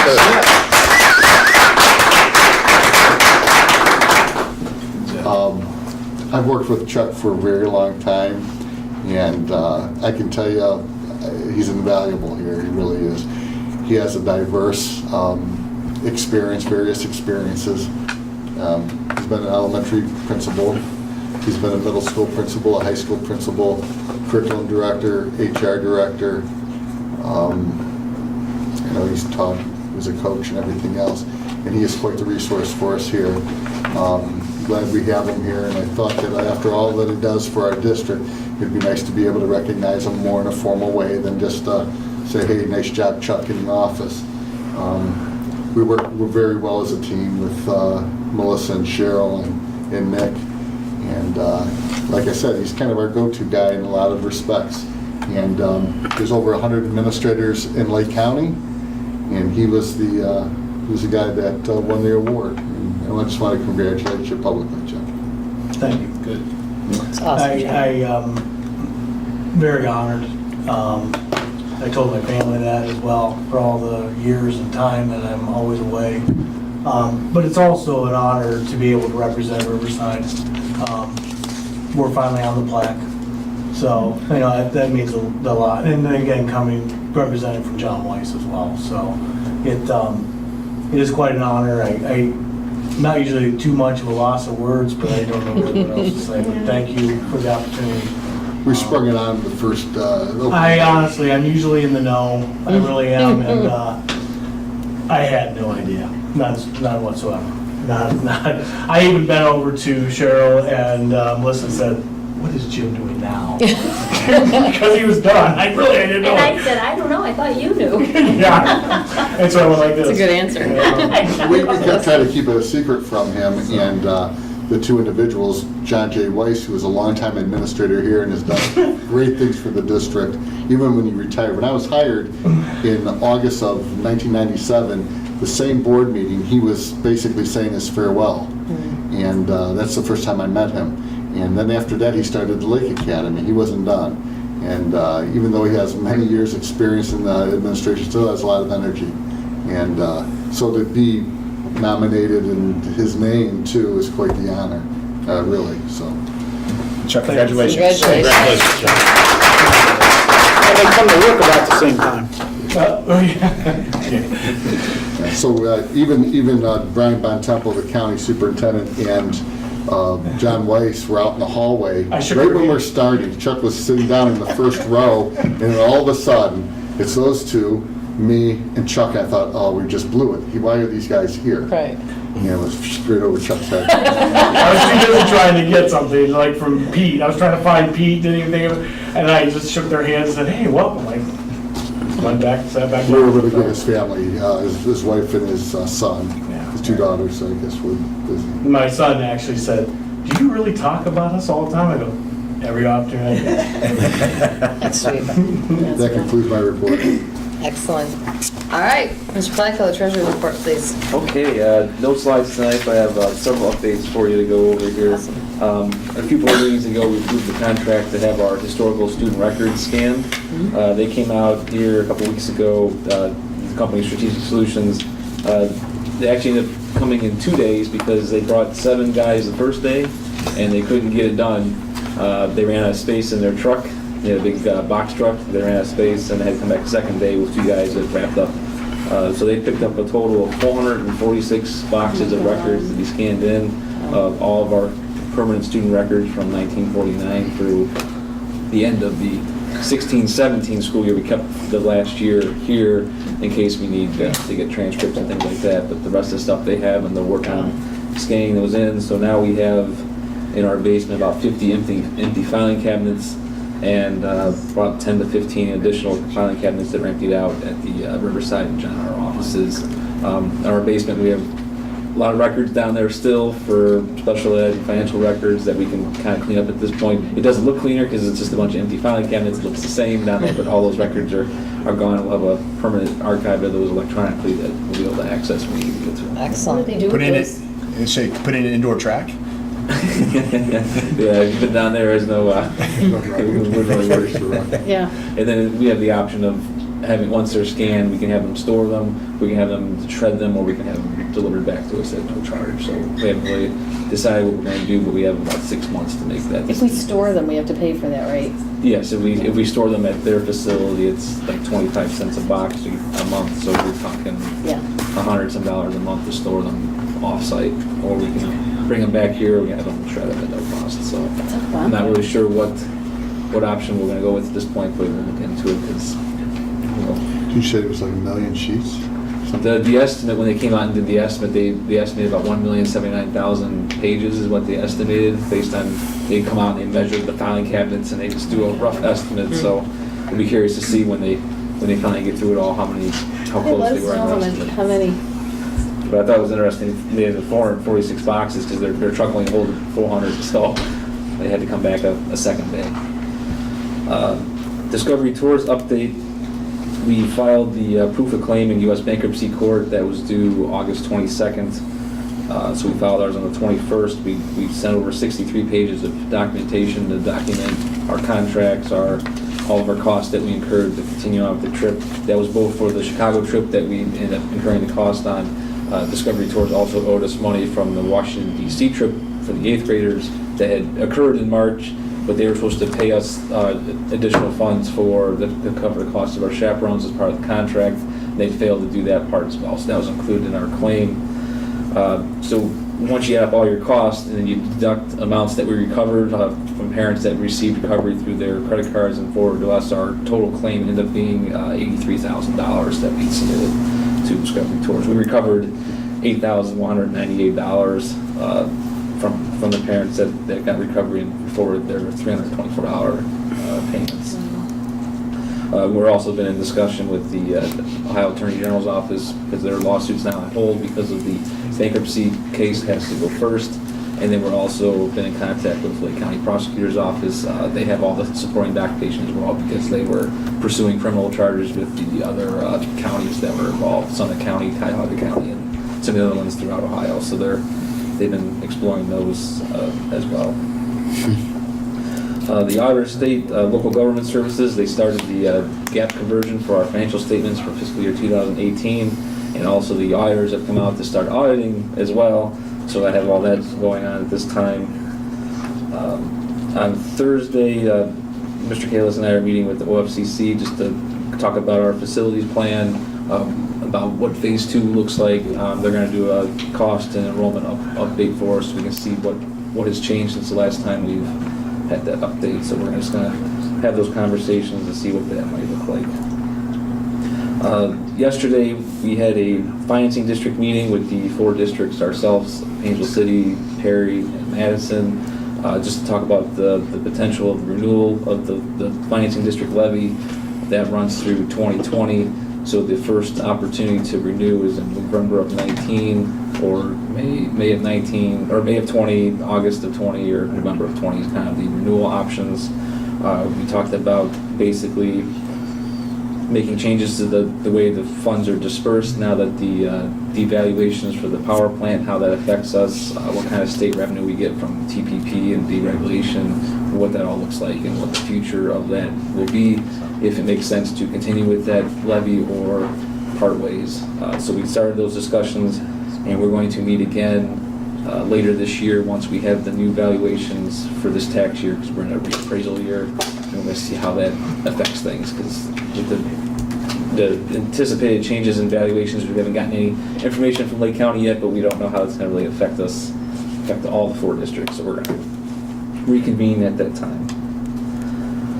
Also this summer, we implemented the Infinite Campus online payment module. We discontinued use of My School Bucks. Basically, with My School Bucks through this date, we collected $86,000 in payments.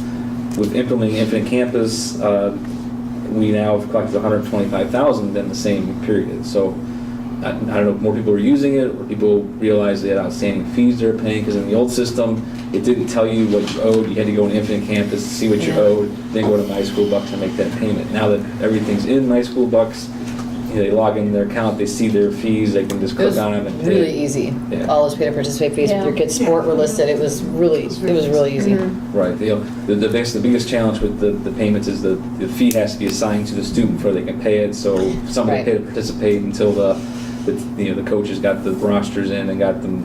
They couldn't make the payment ahead of time. They had to wait till it was loaded their account. But what's nice is now you can pay lunch and your fees and latchkey all in one transaction. You're not incurring a $2 some fee separately for each time. You just pay everything all at once, and it's nice and simple. Also for our building secretaries, they would get emails when payments came in. They had to go on Infinite Campus and manually post it. Now it's automatic, so they're not getting all the emails. They're not going through the work of marking new payments paid, and it takes out any type of user error of something got paid but didn't get marked paid, or vice versa. And, so it kind of took out the manual work.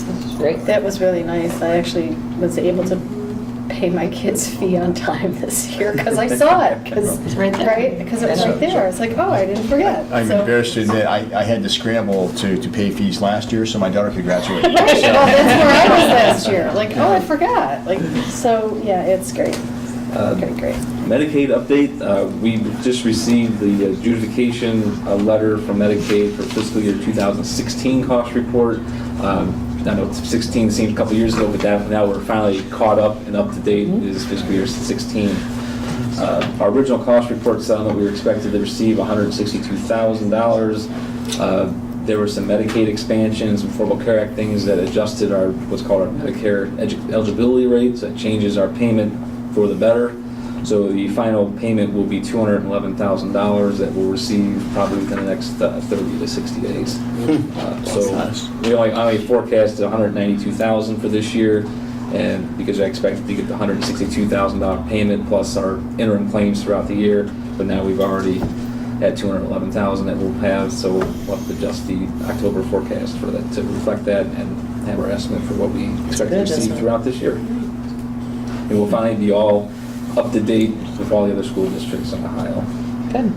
Also on tonight's agenda is we have the OSBA Capital Conference. We need to pick a delegate and an alternate in the resolution, and I know it's basically between the 3 of you here.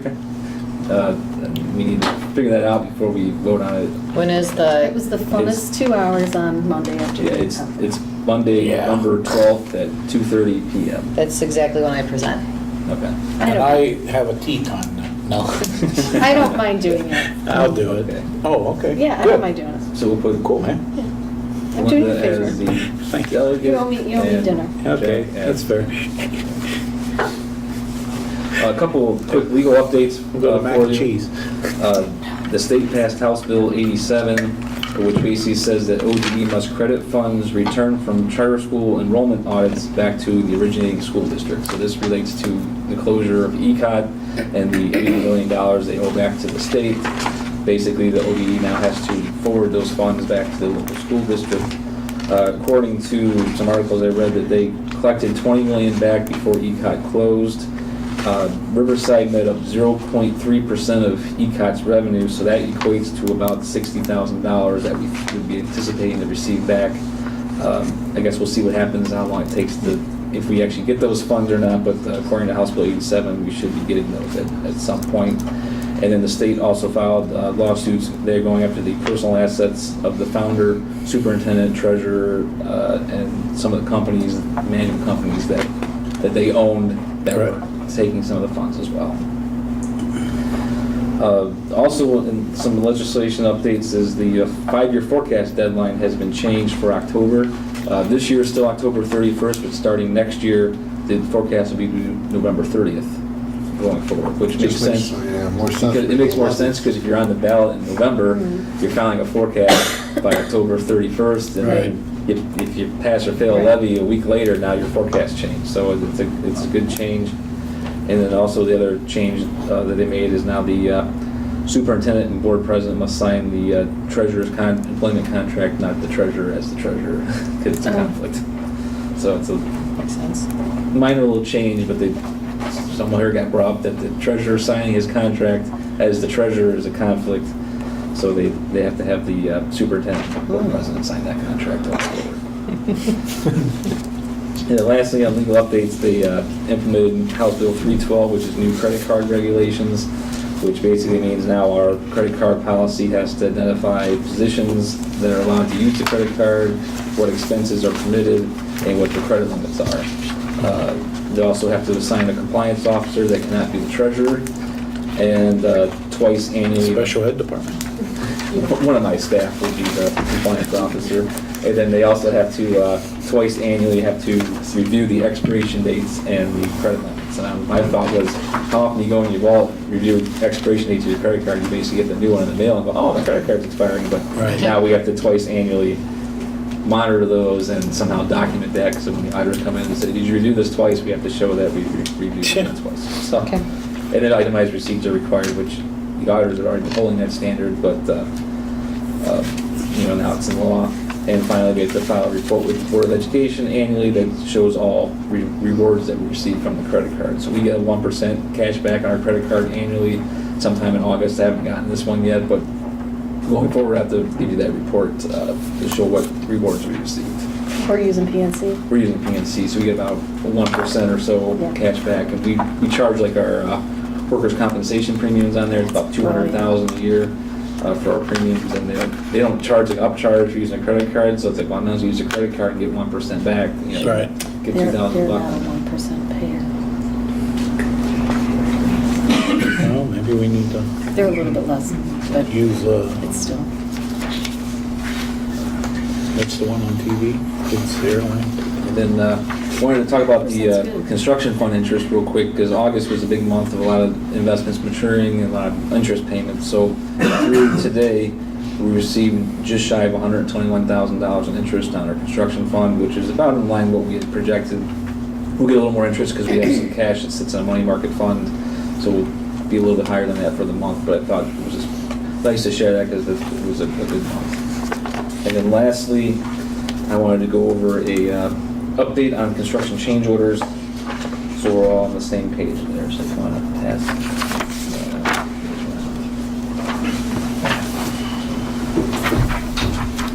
The last meeting we went over reminded you what the authorities were as far as the contracts up to 20, change orders up to 25,000.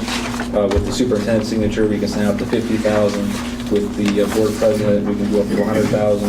With a total of 200,000, that's allowed for us to sign off on without going back to the board, and that's more to keep the construction project going along, because sometimes things come up and we need to make decisions, and we can't wait for the next board meeting. So So the spreadsheet I have here, the top half is Concord, the bottom half is Madison. There's two columns of numbers. There's the contract change orders, which add to the price of the construction contract.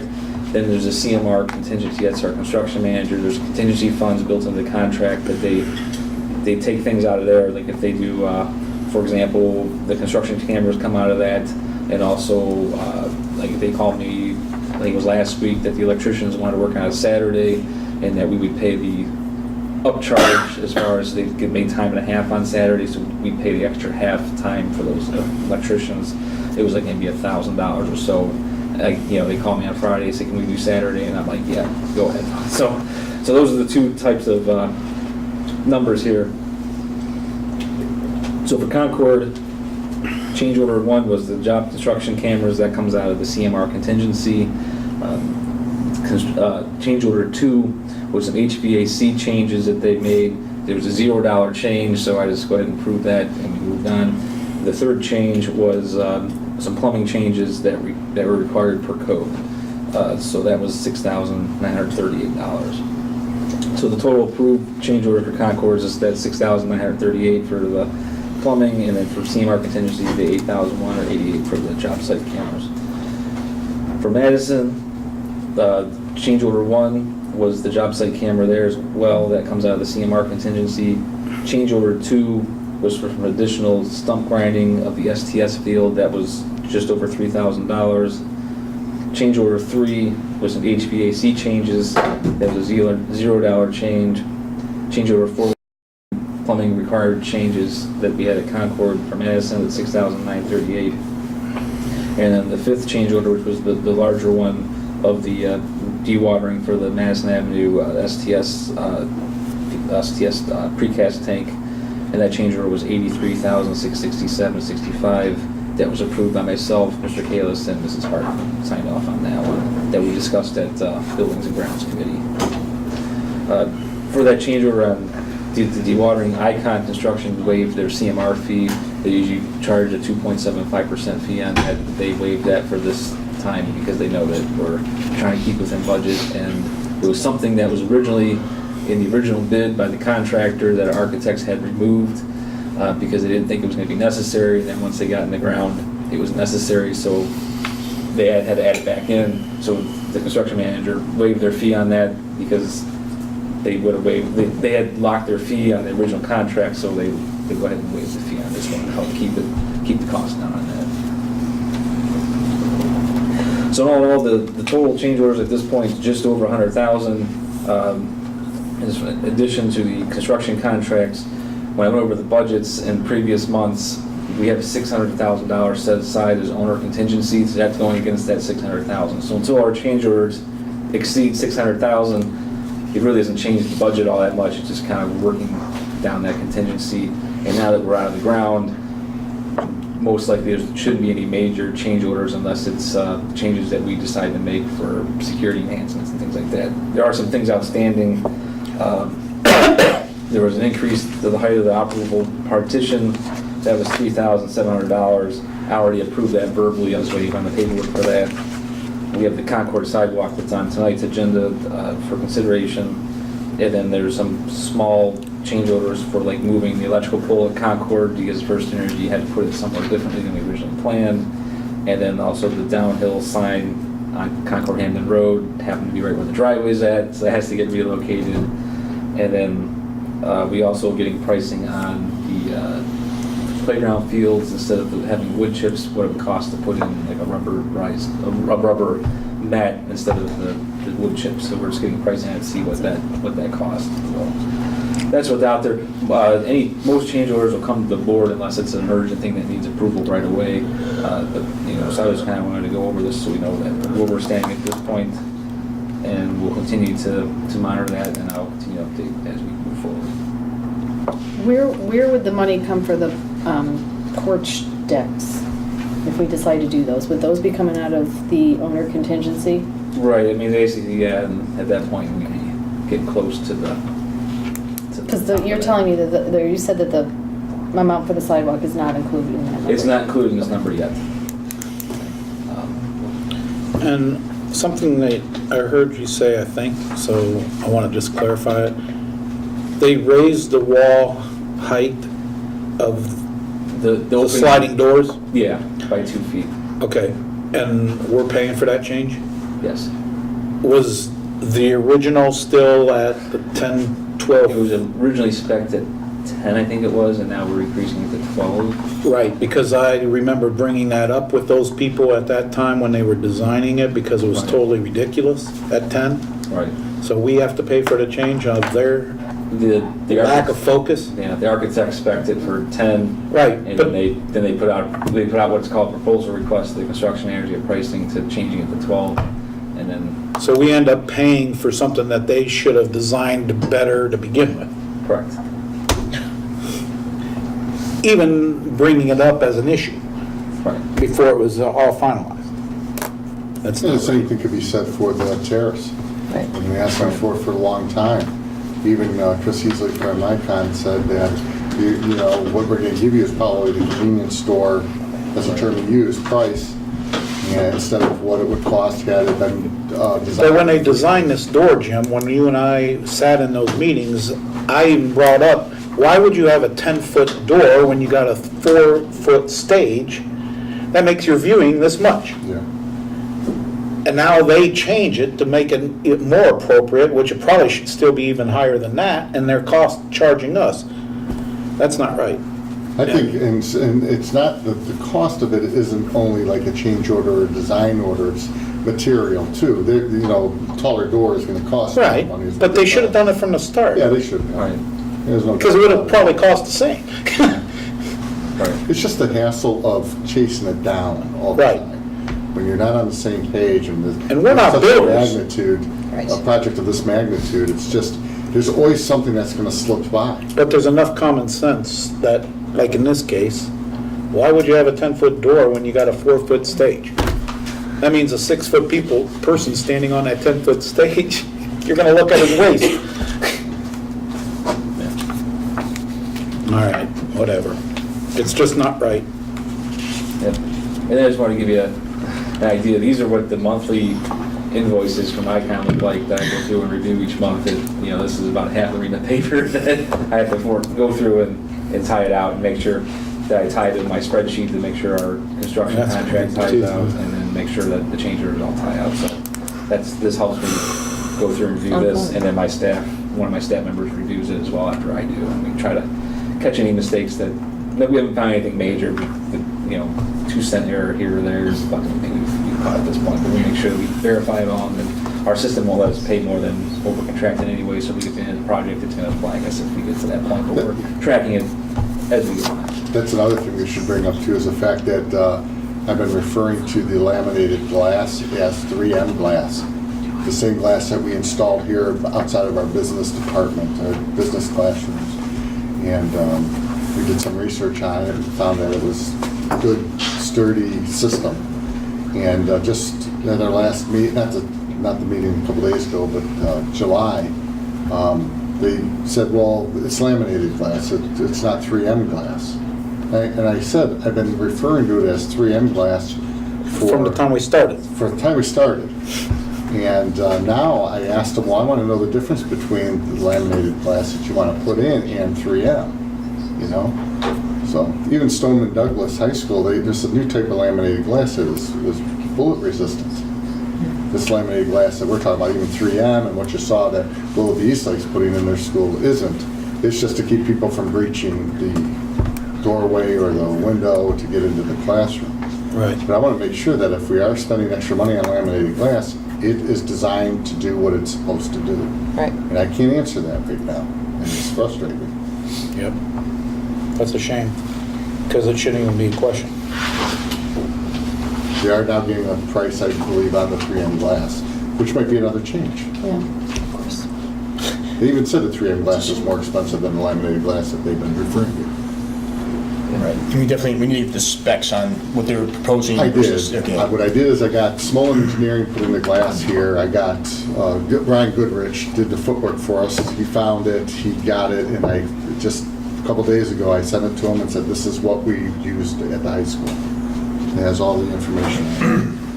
And we do have one change order that's decreasing by 11,000 per building, so there are some that Thanks. go down. Yeah. But Yay. I just got that today, so I haven't had a chance to really look at it. I saw it was a decrease, that they make some tweaks the other way, but probably Not that often. Right. Not often, and not anything that's Enough from, material enough to and make- probably not from Fannie and Howie.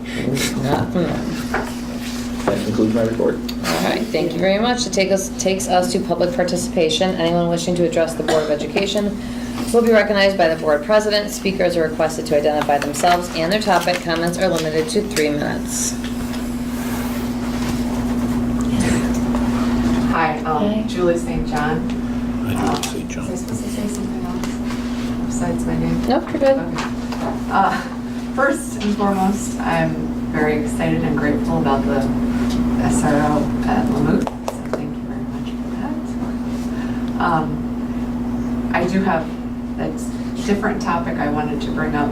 So my daughter's in 6th grade, so I'm living the middle school life, and one kind of big thing for us with the start of school was this whole honors track thing.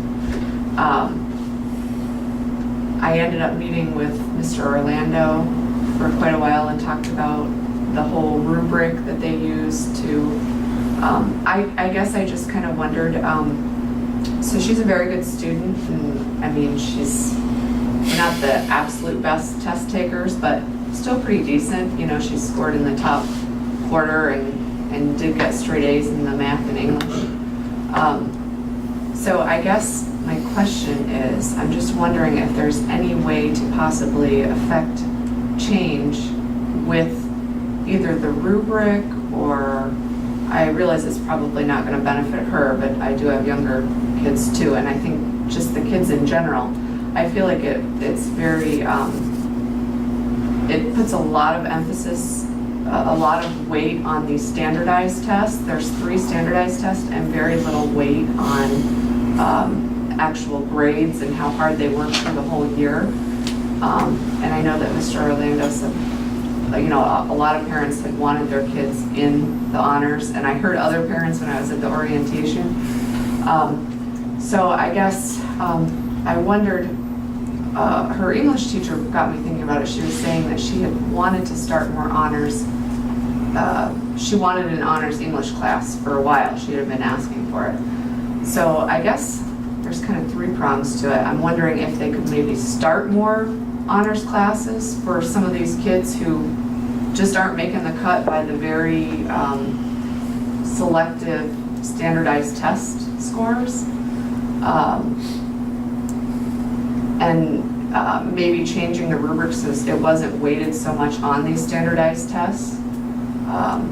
Because I just feel like it kind of teaches, it doesn't matter how hard they work, it's just how well they're doing on these tests. And not everybody is a good test taker. And then, I'm trying to think of the third prong to that. Oh, the other thing with it too, there was kind of a very social aspect to it, which was, I think that upset her more than the actual honors class. So they have halls A, B, and C, and only A and B have honors. And so she was in C, and so she wasn't with any of her friends or any, so it was like kind of socially and academically, I kind of felt like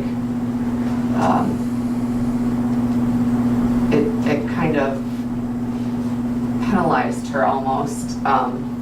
And it's difficult because she does work hard and she is a good student and she's still scoring in the top quarter on these tests. So is there like a cost or anything associated with maybe expanding it to have more classes, more honors classes at that level?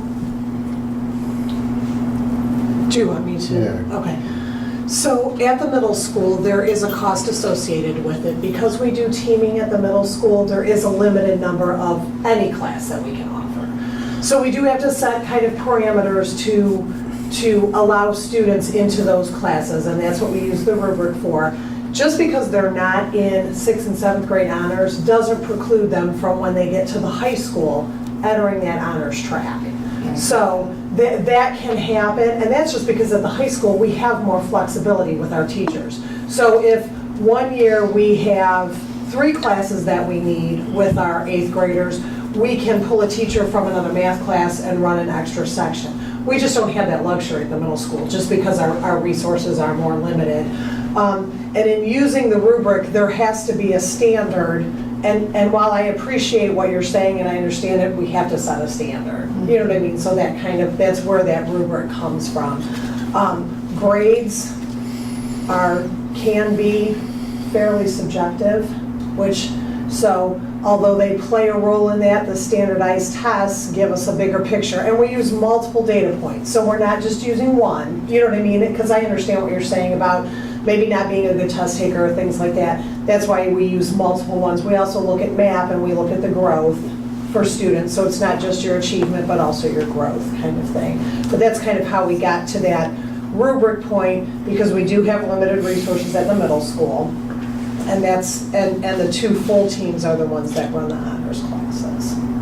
So I don't know if I addressed all of the prongs that you had. I wasn't making notes while you were talking, but I can go back if you need me to. I did not deliver. Yeah, that's okay, that's okay. And this might be a better conversation for us to have one-on-one. I would be happy to, you know, I can give you a call tomorrow, or we can talk later this week. I mean, I brought it up here because I don't know even at what level, but it sounded like there were a lot of other parents kind of upset about it too, and so, I don't know, I mean. And I appreciate that, but I will also say that middle school is a huge transition year, and it is very normal for parents to be concerned when their students are not in that honors track in 6th grade. Sometimes it's not just a bad thing to let them get used to middle school, and then when they're a little bit more mature and they kind of settle in, moving them into that track maybe in 8th grade. You know what I mean? It seems difficult now, but I think there are ways that as we move on, students who are not in those classes have gone on to enter honors classes. Some of them decide where they are is perfectly fine. You know what I mean? They kind of find their way in middle school. So I guess I feel like now she'll kind of be behind. Not at all. A little bit, and Not then at all. she's gonna have to take a test, and I heard it's a few $100s There will over the be, summer, and there will be for the math class, because it is an entire year of curriculum that she will be missing. So in the math class, that's the other thing, is students learn a year and a half of math. So just being a hardworking student, when you're looking at that amount of curriculum and information, that's why we really have to use those test scores as part of that rubric, because the students have to have that innate ability to move through that kind of curriculum. If at the end of those 2 years, and she's not in honors classes, that summer course catches them up and those kids slide right back into that track when they move into 8th grade. If they've gone through 6th and 7th grade, the teacher has said, yes, I think they've done really well. They can do this course over the summer, and I think they would do fine teaching algebra in 8th grade. That's when we make that move. so, I'm sorry, was it that the teachers have to be specially trained to teach the honors course? What's the limitation to have? We only have a limited number of teachers in sections. So we can only offer so many honors, you know what I mean? So if we offer 2 classes, we can take 60 kids, and that then balances out the number of kids in the other classes. So there's I believe 2 math classes and 2 language arts classes. Whereas here, you know what I mean? So I can't necessarily expand because I don't have another teacher that I can take a section away from. Does that make sense? But up here, I have teachers that I can move around because we're dealing with 8 to 12. They're very specific there because of the team. And they want the kids to stay with those 4 core teachers because of the social emotional piece in middle school. Oh, I know. And this isn't the first time that I've had the conversation, and I understand that. It's the limitations of a middle school and running a middle school program in that teeny sense. And that, I believe, is a stronger motivator than the 6th graders. I mean, a more important piece for our 6th and 7th grade students is keeping that teaming together than that honors track. We can't always accommodate the social emotional drop off that may happen in middle school, but we can catch them up academically when they get to 8th grade and move them into the honors track. Yes, yeah, by all means, you can call me or email me, okay? There's another way to get around it. Okay, Sorry. thank you. Anybody else? Okay, that takes us then to the consent agenda. Consent agenda provides for more efficient use of time. Any board member can remove a consent agenda item to be discussed and voted on individually. First up is finance and audit. We have to get to the end because we have a lot. We wait for Mr. We have to Hack. wait for Mr. Yeah, before we continue on.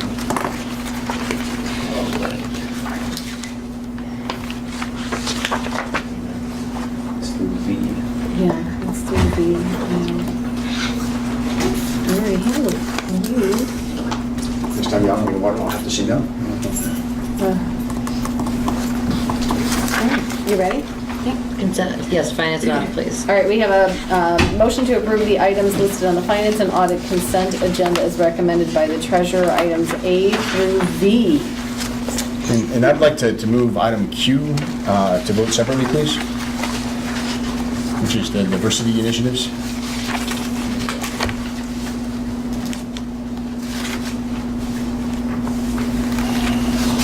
We can just vote on that separate, correct? Yeah, we were on it. Yes, okay. So A through V minus Q. That's like algebra. I'll second it. All right. Is there any discussion on that? I just want to recognize a donation from Robert Alvin to Lamouth Middle School for $200. So thank you for that. And just to clarify, item U is to nominate Mrs. Grassi as the delegate and Mr. Miley as the alternate for the capital conference meeting.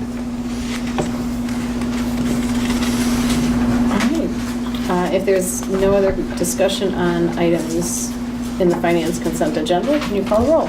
Tom Heck? Aye. Steve Jeffries? Aye. Jennifer Harder? Aye. Jack Miley? Aye. Gordon DeGrasse? Aye. Motion carried. Going to Q now. Yeah. Okay. We have a resolution to, hold on, I have to get to Q. Vote on item Q, which is a resolution to approve a contract with Michael Douglas, Executive Director of Diversity Initiatives, Inc., effective August 14th through January 31st, 2019, at a total cost of $14,000. Do I have a second? I second.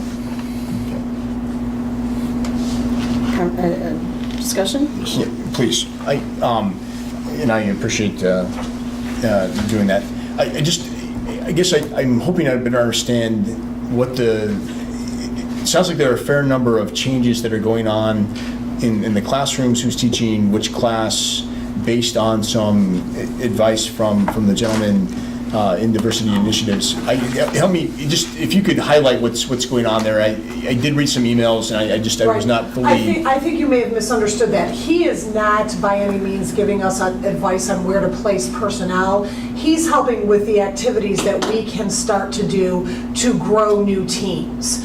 So he has laid out a plan on how we can maybe introduce the changes in teams. Maybe what we can do to help teachers that will be placed on new teams together. He's not by any means guiding us in our decision of where to place teachers. So if that was unclear in my email, I want to make sure that'll be our decision as administrators. Okay. And you had mentioned there was a little bit of consternation. Could you highlight the reason for that? Oh, just because it's change. Because people are going to be changing their jobs. It is on their minds. They are filled with anxiety. They just are. This is their livelihood. Some of them have been working in these teams with teachers and buildings that consider themselves families. And they know that's going to change. Some of them have dealt with it better than others, but it's kind of what Is this at the high school level or at the? Oh, no, this is for the elementaries and reconfiguring. This is all. Well, it has to take place. It does, but it doesn't mean that they're not anxious about it. That doesn't change the fact that they're still, They shouldn't be anxious, they get a paycheck. well, in order to try to be respectful of the changes that will happen with them. We're trying to do some things to make the transition a little bit better. And it's just. This isn't the only thing that Michael Douglas does either. That's not, but that is, and I'm sorry if that wasn't clear in the email, Tom. He's not going to be giving us advice on who to move where. We will do that as a team. We wanted to bring him in on the next board meeting or so, just to give an update on what kinds of work he does for us. He's been working for us, for now, a couple of years. About a year and a half. Yes, but was a board member actually in West G, was a teacher in Nordonia. But he's helping us look at some of our more marginal populations as well, and trying to,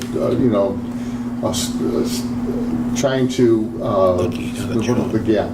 close the gap with achievement, and also in terms of climate and culture in our buildings as well. He's been working with our teachers about, again, the whole idea about organizational success, working together, and doing what we can to best serve our kids, even the kids that are challenged with some things that some of our other students don't have to face on a regular basis. I know it's diversity initiatives, but it's much more beyond just diversity. It's just looking at some of our populations and kids that are kind of falling through the cracks. We looked at our scores a couple of years ago and realized that we have to do something about it. Riverside's not perfect. We're trying to do what we can to make it a better place by having him come in and having another set of eyes on the things that we're doing here. And he's been, that's kind of the same thing. I wasn't so sure if we should have someone come in, and we gave it a try, and there's a reason why he's been working here for now a year and a half, because it's been more meaningful, this type of professional development, I think, with our staff than what we've had in the past in our attempts to do this. And what's great about it is it's ongoing. It's not one of those things where you bring somebody in, you get one of the afternoon professional development, and you feel pretty good about it, and then nothing happens. There's a lot of follow through with Mr. Douglas. I'd love to have him come in and address the board. That'd be great. I'm a big proponent of, when you have large organizational change like that, bringing somebody in to help employees and people that you serve, whether it's a client or a student. It's a lot. It's a lot, and I've seen, and I've been involved in organizations that don't do that, and usually there are issues, and if you can address those kinds of issues and make people more comfortable, they feel better about the whole process. He's worked with a lot of schools. In fact, when we approached him, he wasn't at first sure that he had the time to do our school district. He kind of throttled back and was concentrating on a few different districts, and we were able to get him here. And frankly, that's not our line of work. So to have somebody else who can come in and put those sorts of plans together for us, and have staff and students who are responding well to it, I think it's a small price for us to pay as we move forward with new facilities. I think He has a very unique perspective by having an extra set of eyes from the outside looking in. He's also doing some programming with the high school, with a small group of high school teachers on reluctant learners and how to get them engaged in school, and what can we do to see those populations that we have within our district, getting them more engaged and increasing our graduation rate. I mean, we have, we have a number of kids that don't make it to graduation every year. How can we do better at serving those students, and like I said, getting them engaged in school and making them want to graduate?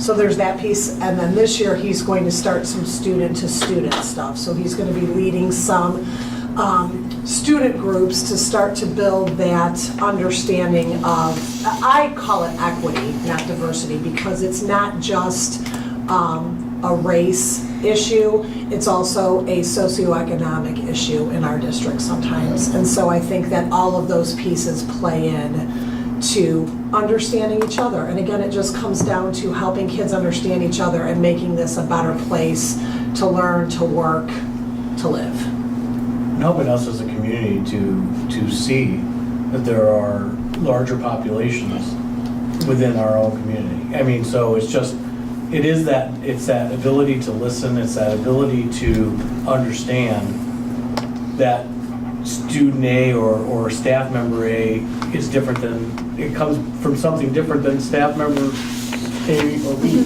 I mean, just to recognize that alone allows you to adjust how you may educate that child, or be there for them, or be there for staff members. There's some work that also needs to be done on some of the race relations with our students as well. I've been here 20 plus years, and we need to focus on that. We really do. Right. Well, I would say that this should help with the I forget the forget what it's called, but what do you call it, the Culture playbook. culture playbook, sorry, I could not get it out. But hopefully that will help alleviate some of the issues as well. Because that is, bringing people together around a common set of values, I think is helpful as anything in getting people integrated and on the same page. And he's using that. When he's working, he's learning alongside us this whole culture playbook. He's been part of that. So as he moves forward and works with staff and students, he's using the same language. So that support is a wraparound He's support. very practical in his approach too. He's very dynamic, you'll see that when you. Yeah, he's fantastic. All right, are you good? I am, thank Can I you. call the roll on this then? Yes, we can. Tom Heck, Aye? Steve Jeffries, Aye. Jennifer Harden, Aye. Jack Miley, Aye. Belinda Grassi. Aye. Motion carried. Next is personnel, please. Yes, we have a motion to approve the items listed on the personnel consent agenda as recommended by the superintendent, items A through J. One second. I'll second it. Thank you. And again, one of these is the employee handbook, is item J. All right, if we have no discussion, can we call the roll? Steve Jeffries, Aye. Jennifer Harden, Aye. Jack Miley, Aye. Belinda Grassi, Aye. Tom Heck. Aye. Motion carried. Curriculum and programming. Curriculum and programming. Motion to approve the items as listed on curriculum and programming consent agenda as recommended by the superintendent, A through C. I'll second. Thank you. Any discussion? I see we're using a different tour provider. For Yeah, a little bit. Washington, we have a Just a different little tour bit, yeah. provider, and then we haven't approved the Lamouth trip yet. They'll probably be in the next agenda, but Lamouth's going to run that trip in-house. Oh, all right. Great. Oh, that will help. Yeah. Yeah, trim costs. Okay, any other discussion? Okay, roll please. Jennifer Harden, Aye. Jack Miley, Aye. Belinda Grassi, Aye. Tom Heck, Aye. Steve Jeffries. Aye. Motion carried. Buildings and grounds. Motion to approve the buildings and grounds consent agenda items A through F. Do I have a second? I'll Well, second it. it's A through D. A through A D. through D. D, yeah. D. Yep. And then there's a second one. I see. One was a little tricky because there's a first reading of policies Yeah. that's after Right. consent agenda, so it's. Okay, so A through D, Yes. and is there a second? I'll second it. Thank you. Any discussion? Can you call the roll, please? Jack Miley, Aye. Belinda Grassi, Aye. Tom Heck, Aye? Steve Jeffries, Aye. Jennifer Harden. Aye. Motion carried. Okay, and then we have the first reading of the revised policies, which is a formality, we do not need to vote on that, but it's an official part of the review process. Correct. Okay. That takes us then to the Board of Education update. If anybody has got anything they would like to update or discuss. I do. Hold on, because I'm going to pull this up here so that I can. On September 12th, the high school band, the drum line, is going to participate in a drumline battle at the Lake County Captains Stadium. That is being put on by United Way. It's their kickoff to their campaign, and they're putting on this Lake County drumline battle. It should be really, really fun. I know that our drumline is really looking forward to it, and I'd like to invite people to come. It's on the 12th of September, and I don't exactly know what time it is. 4:30 to 8:30 at Classic Park. Really fun. We're gonna win. I'm just predicting it. And welcome back. That's right. All right, if no one else has anything else, I'd like to make a motion to adjourn to executive session at 9:24 PM for discussions of economic development and personnel, correct? Yep, the personnel is the appointment and/or employment. Appointment and/or employment, if I could have a second, please. Second. Thank you, Mr. Hack. Can you call the roll, please? Glenn DeGrassi, Aye. Tom Heck, Aye. Steve Jeffries, Aye. Jennifer Harden, Aye. Jack Myers. Aye. And motion carried. Thank you all very much.